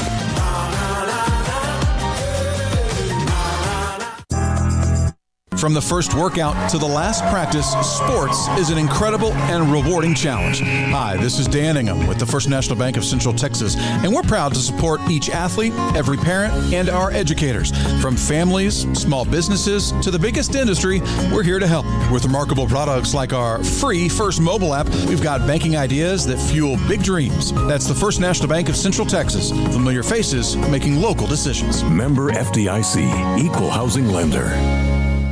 Jeep Celebration is going on now at Allen Samuels. Come see the newest Grand Cherokee, the new 2022 available in a 2-row or a family favorite, the 3-row Model L. Jeep re-engineered for the future. The Grand Cherokee is ready for the next great adventure. Are you? Find legendary power and confidence, along with head-turning style, is what Grand Cherokee is. First responders get a $500 discount. Shop Allen Samuels, DCJ.com, or come in and see our huge selection of brand new cars and trucks. Come by. Let's be friends. You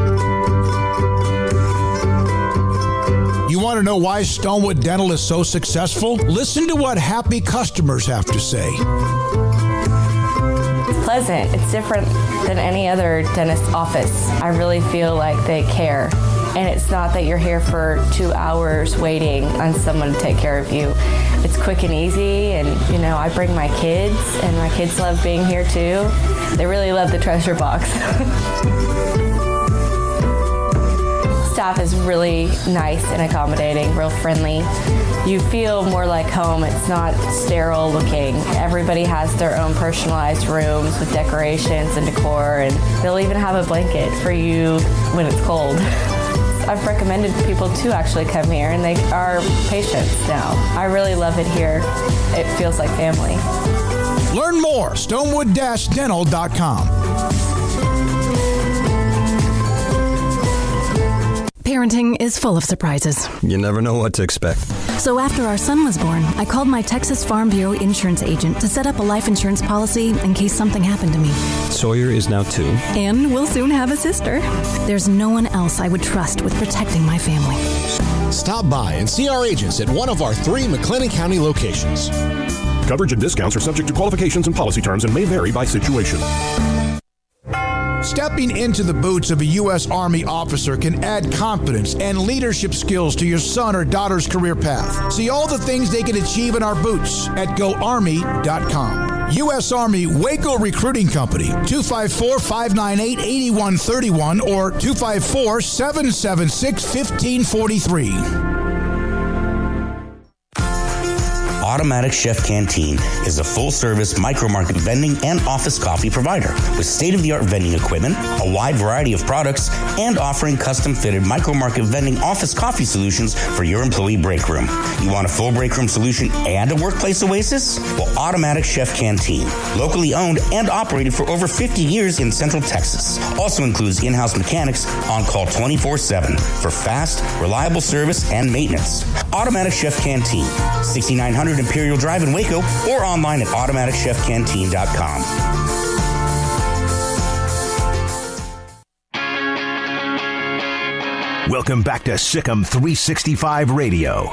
It's time for our weekly segment with NFL Hall of Fame columnist John McClain. Brought to you by Pioneer Steel and Pipe, where customer service is their main focus, and best in metal, steel, and pipe for large or small projects, with 2 locations in Waco and Bryan. Family owned and operated since 1943. What a day it's been for the retired columnist, but yet he still will write and tell stories because that's what he's great at, not to mention he's a great person. John McClain joins us on John McClain Day in Houston. John, congratulations on that, man. Well, thank you very much, David. First of all, I want to say congratulations to Baylor and Mack Rhoades. That's one of the best moves Baylor has ever made. I've thought for years now, how many universities around the country must be calling Mack Rhoades, trying to get him to leave Baylor because he's done such a fantastic job. And you don't see a lot of 10-year contracts given for whatever they're spending on him. It's money well spent because he has been tremendous. And thank you guys very much. I announced my retirement from the Chronicle on Thursday in a column, and then I wrote a Best Memories column going back to when I left the Tribune-Herald for the Chronicle in '76, and that ran online. And I've had a lot of people who don't want to go behind their paywall to read it and have to subscribe. So I just told them on some other stations, if you're interested, my new email is john.mcclain, MCCLAIN, NFL @gmail.com, john.mcclain, NFL @gmail.com. And I would be happy to get back to them. If anybody wants to read that column without a paywall, I'll be happy to send it. And I have been fortunate. Working at the Trib for Dave Campbell, Hollis Biddle, with a bunch of great guys who went on to have tremendous careers.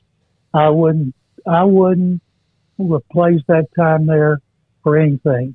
I was hired for $110 a week in 1972 when I was going into my junior year at Baylor. And I left 4 years later. I was making $150. Chronicle offered me $210 to cover hockey. I'd never seen it, didn't know squat about it. Hollis Biddle came back. Well, we'll give you $175. And he said, you don't want to go to Houston. Remember when you had that flat in the middle of the night and you caused you all problems there? I said, yeah. And that was in your car because you made me go down there and deliver Texas football magazines on a bad tire. So I'm going to Chronicle. And I've always appreciated so much the chance that Dave Campbell and Hollis Biddle gave me, and all the people there. Bryce Cherry, I hope it's okay for me to tell this. I'm doing it to put a little pressure on Bryce. He got in touch with me last week, congratulating me, and he said if I ever want to write anything for the Trib, let him know. I said, you know what? I would love to do that. When Kim Gorm was sports editor, he let me write a column once a week. There was always about something, usually Cowboys, Oilers, or my experiences in Waco, Baylor, and I always had a blast doing that. And so I'd love to write another one for the Trib about how I came to the Chronicle, what I was doing, working in Waco, and who it was for and who it was with, all the tremendous experiences I had there. None other like covering MCC when Vinnie Johnson came from Brooklyn to Western Texas, and Snyder and Johnny Carter, the coach, stole him from Western Texas and brought him to Waco. And I was there when he let's see, I think this was illegal, that Baylor went to MCC's gym before both seasons to scrimmage, and Carol Dawson and June Howler were the coaches at Baylor. Johnny Carter was at MCC, and they let me come, and Vinny tore up Baylor. And I remember Carol saying, Jim, we cannot let this kid get away. And they didn't. He's the greatest basketball player in Baylor history. Still is. John, on John McClain Day, do you get a key to the city? And if so, does the key to the city allow you just to walk into places that you'd want to go and get free stuff? What I got, Paul, I went to the city council for the Tuesday session. I stood up in front of the council, and the mayor gave me a big frame proclamation and a big frame caricature of me as the general, my nickname down here. And he read the proclamation, and I spoke and thanked everybody, and all the media was there, and it's people I'm usually hanging out as the Texans with, plus a few of my friends. And my wife's so excited about my retirement. She left town for 2 weeks because she's afraid I'm going to have to spend more time with her. And so then 3 of the city councilmen asked to speak and talked about reading me since we were kids. And I've just been blessed. I was blessed to work for the Trib, blessed to go to MCC and Baylor. And then it was a privilege to meet so many cool people along the way, and I still do. And I appreciate you guys letting me go on the radio. Being able to go on the radio in so many cities weekly, including being on 4 times a week in Houston, and being in the Chronicle allowed me to have a platform to reach a lot of people, writing mostly about football, especially the NFL. I've always wanted to write about baseball and college football, but everything I did was about the NFL because that's the number one sport by far, and I wouldn't trade it for anything. Well, John, the NFL, I mean, it's always something in the news, it seems like. Although it's been a little bit of a quieter week, I did want to ask you about something that happened late last week. Bruce Arians stepping down as Tampa Bay head coach and Todd Bowles taking over. What were your thoughts on that whole sequence of events? First thing I thought about when I saw his news conference, Craig, how can I get me one of those cushy senior consultant titles right, where you don't do squat but play golf and you get paid? I'm still looking. And I thought a lot of people had a conspiracy. Brady wouldn't come back unless Arians was out, that they had problems with Arians interfering with a game plan with Brady and offensive coordinator Byron Leftwich. So Brady comes back and Arians is out, and they blamed it on Brady. And, of course, Arians and the Buccaneers denied it. We'll never know for sure. But Bruce tried to retire before. He was retiring about 10 years ago, and one of his buddies, Chuck Pagano, said, I need an offensive coordinator with the Colts. What do you think about coming in here and doing it? So he did it. And then Pagano got cancer, and Bruce took over, and they were really good. And it's so unfair because the games he won went on Pagano's record. And he was coach of the year, and they had to share it with Pagano. And so he went from retiring to coach of the year. Then he went to the Cardinals, turned them around. Then he went to the Bucs. So now he's finally retiring. Everybody thought he would coach a couple more years. So I think there will be some suspicion around it. John, I got to tell you this. We've had you on. Paul said from the time he ever got on the radio in Waco, Craig, when he had you on the show, and he did it with Q. And then, of course, I had you on even in the days of Tyler and stuff. Your storytelling and your work as a columnist is unmatched, but your storytelling is amazing. I mean, it just seemed like there's nothing you don't remember. And my mother used to tell me, and I can't remember, I think it was junior high at Tennyson. She said, you can't remember anything for your homework, but when you read one of those sports magazines like Sports Illustrated, Sporting News, you remember every single word. That's because I care about sports. I don't care about school. Yep. People have asked me what was the best story I ever had. And in my Sunday column, I wrote about 10 of the most memorable, and the most memorable was going to Rotan to the ranch of Sammy Baugh, slinging Sammy Baugh in 98 when he was 84, and he was the last surviving member of the Pro Football Hall of Fame. And I got a friend of mine who knew him. They played dominoes, and his friend, I had him call him, said, can we come out there? Can I play dominoes? And I got a guy from the Houston Chronicle wants to do this interview with you. So Baugh cussed like crazy. So he said, yeah. So Cowboy Bill Lambs Jr. and I flew to Lubbock, drove to his ranch. As soon as we got out of the car, those two started going at it. They started playing dominoes.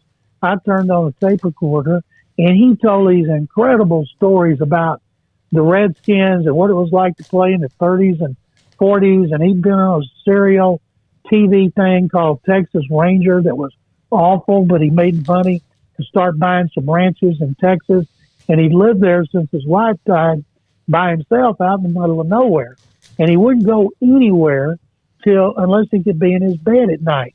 And I told him the Hall of Fame will ship your bed on a train if you will go and let them honor you. And he said no. And he drove to Sweetwater 5 days a week to play golf.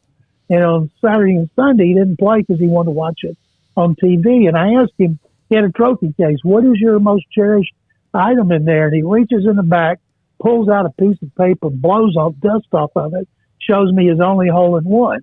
And here's a guy in Pro Football Hall of Fame. And slinging Sammy Baugh didn't come from football. It came from playing third base at TCU, and the Fort Worth Star-Telegram writer gave him that nickname.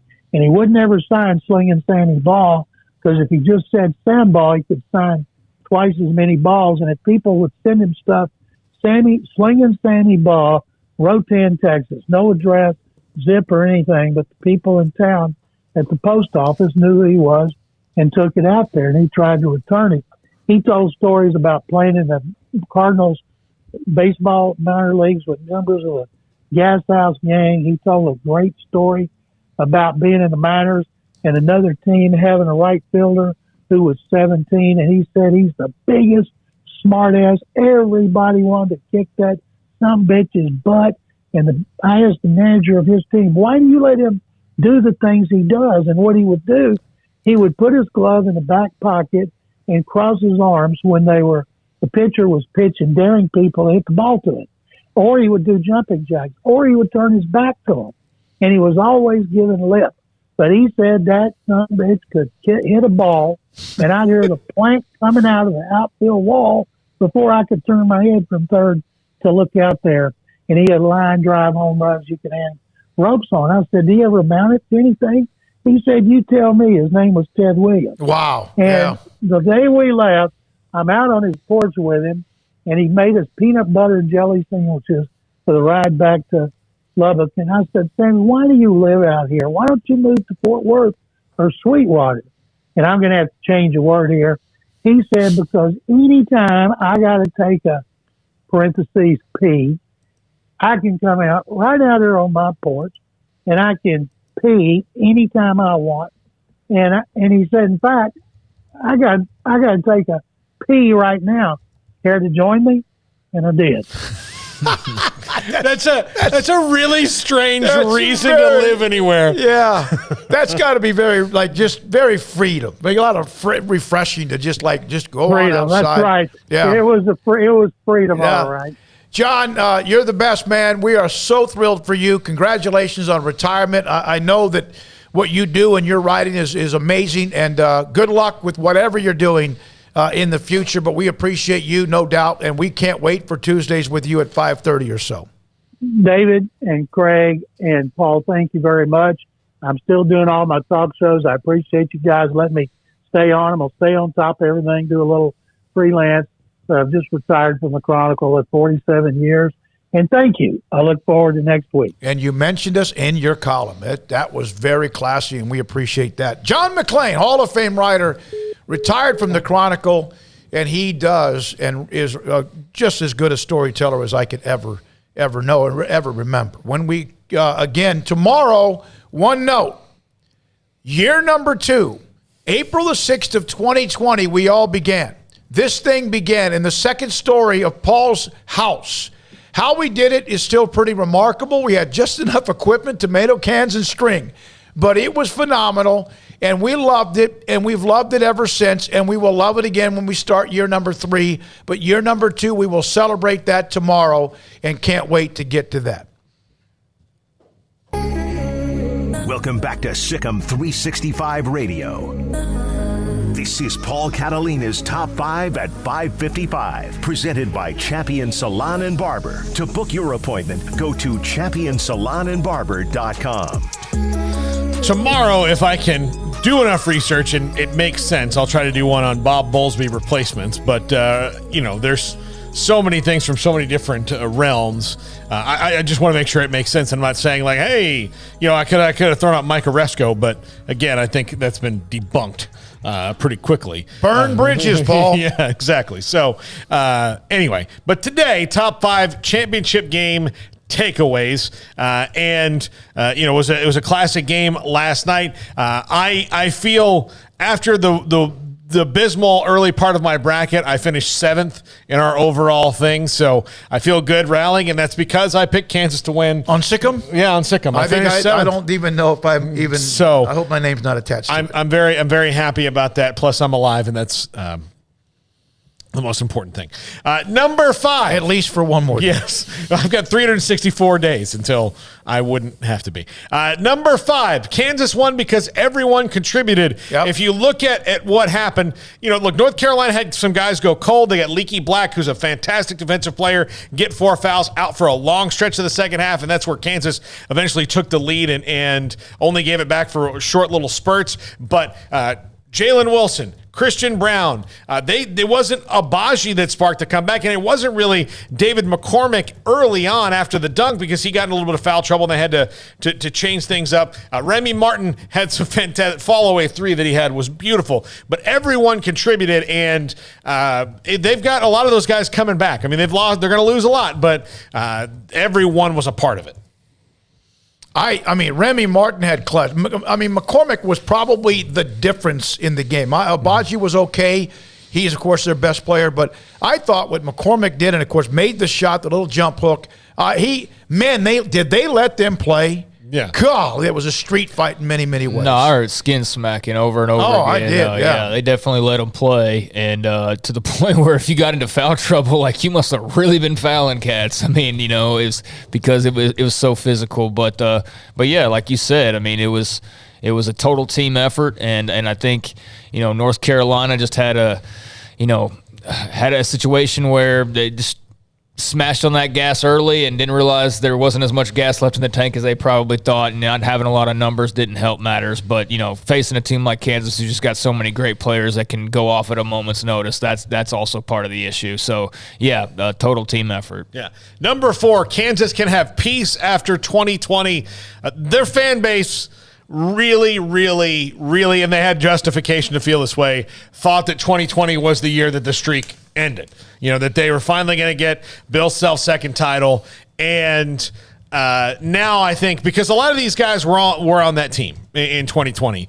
Most of them, granted the point guard's different. They've got a couple transfers and all that, but most of the team was all there 2 years ago when they didn't get a chance to play in the tournament, and nobody did. But I think that year really stuck in their craw quite a bit, and now they can kind of let it go.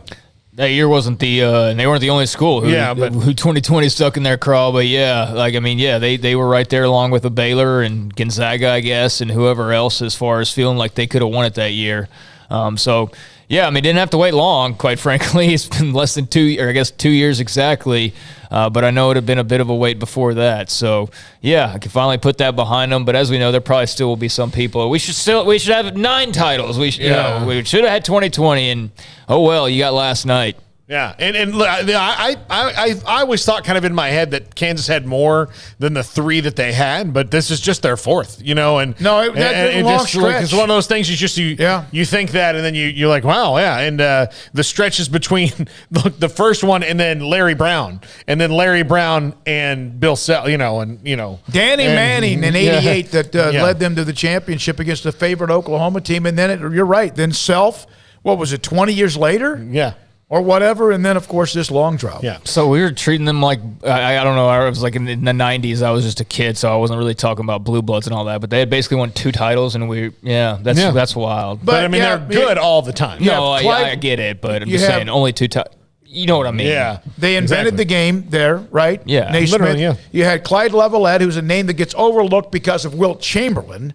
And then, of course, Danny Manning. And now Baji is thought of, and Bill Self said this, as maybe the best ever to play at Kansas. Now, it's hard when you look at those names, although he deferred to Danny Manning, who's awfully good as well. Yeah. He was good, but come on. Yeah. Number 3, Bill Self solidified his place in college basketball history as a coach with 2 titles. It's something that's pretty darn rare, for every Coach K and Wooden, and, it's hard. It's hard to get that second one.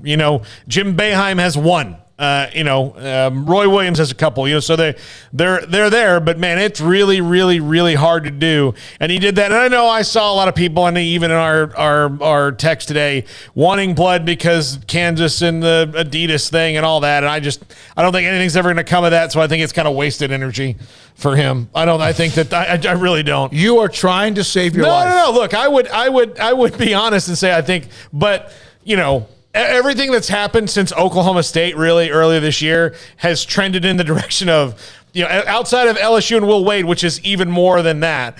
I just think that, and the NCAA may never come for Will Wade or LSU.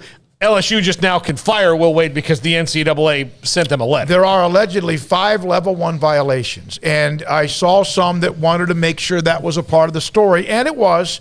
But at the same time, they won the national championship. If they want to do something with it, then who cares? I just don't think anything's going to come of it, because that's about to change immensely, and they're just going to let those things kind of be in the past.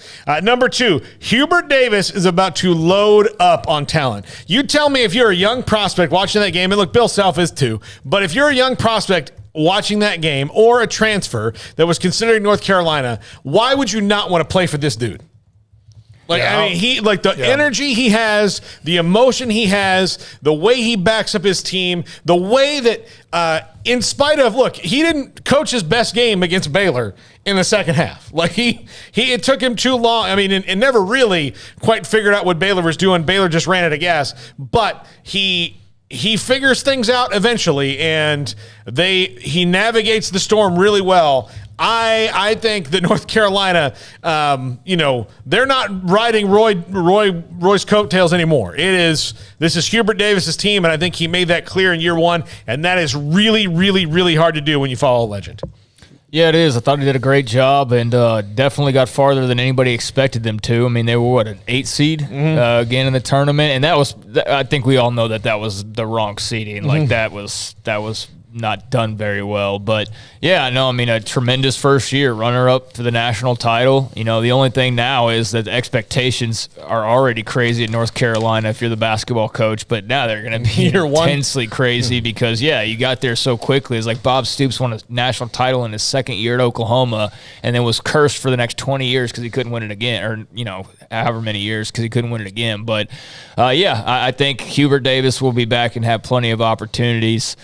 Seems to do it all really well. And I know there's some moments here and there where, against Baylor, they could have done something differently. But again, it's his first year. So, let him get some seasoning. And, in a few years, he won't be making those types of mistakes.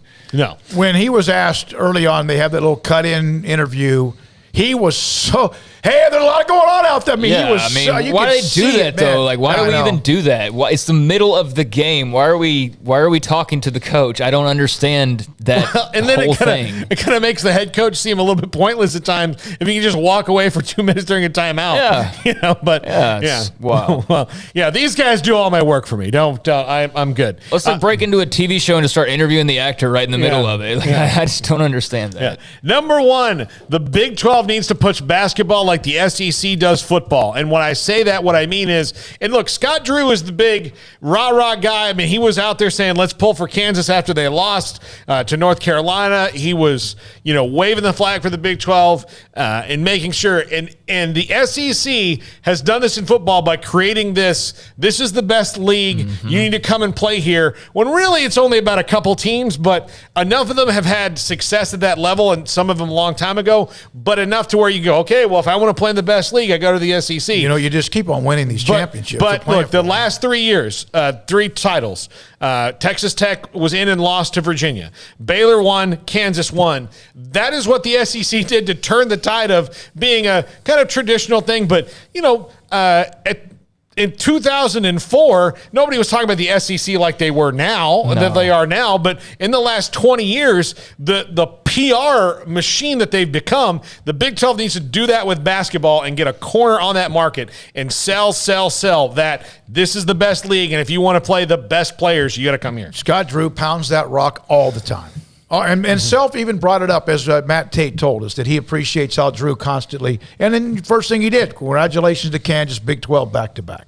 Yeah, I mean, I agree. They need to hire whatever PR firm designed that for the SEC because that was a tremendous job. The 20 years of just conditioning we were given by ESPN of how great it was. And you know what? It wouldn't have mattered if they didn't go out and win, but they went out and won. Yep. Auburn did it one year, and Bama did it, and then now Georgia's done it, and you've had, various teams involved, and so you got to give the SEC credit for that. I do think, though, that early on, like that whole we're the best, pounding our chest, I mean, that was really just driven. It was PR. I mean, it's basically what it was. And then getting slapped over the head with it constantly by ESPN because they had a rooting interest. It conditioned people's brains. And then when you turn on the product and you see, they are winning and everything. So, you know what I mean? It's just, it's kind of funky when you look back on it because the way it's viewed now, SEC meant nothing to me growing up. It meant nothing. Like, if a game was on, great, but it had no bearing. That's what it meant. Look, it meant that to me when I was in college at what was one of the premier schools that was not in the SEC when it came to football in that era. The SEC was like, they've got some pretty cool places to go get drunk and go to a football game, but they had 2 good teams. Alabama wasn't good then. Alabama was in their dark period. In the last 30, 40 years, you had Georgia in 80, right? You had the Florida Tebow teams. Bama in like 92. Bama Spurs, with George Tebow. Teague. Spurrier in 96.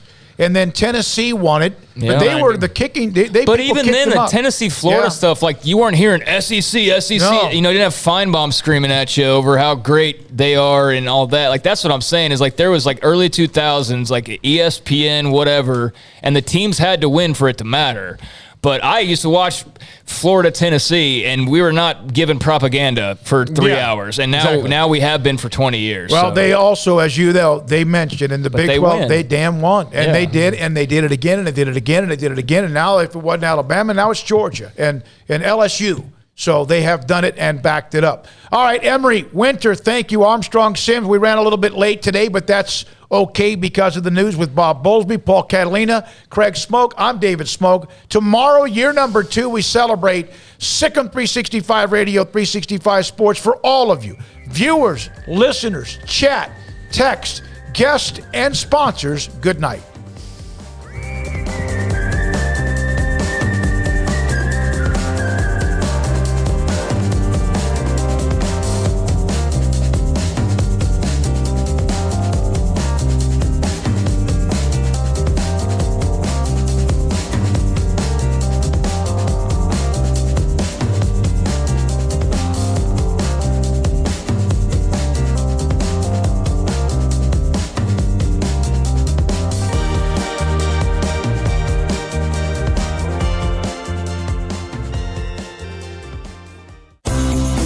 Ideal MRI is a small family business right here in Central Texas. We're open to support you while lowering the cost of healthcare bills.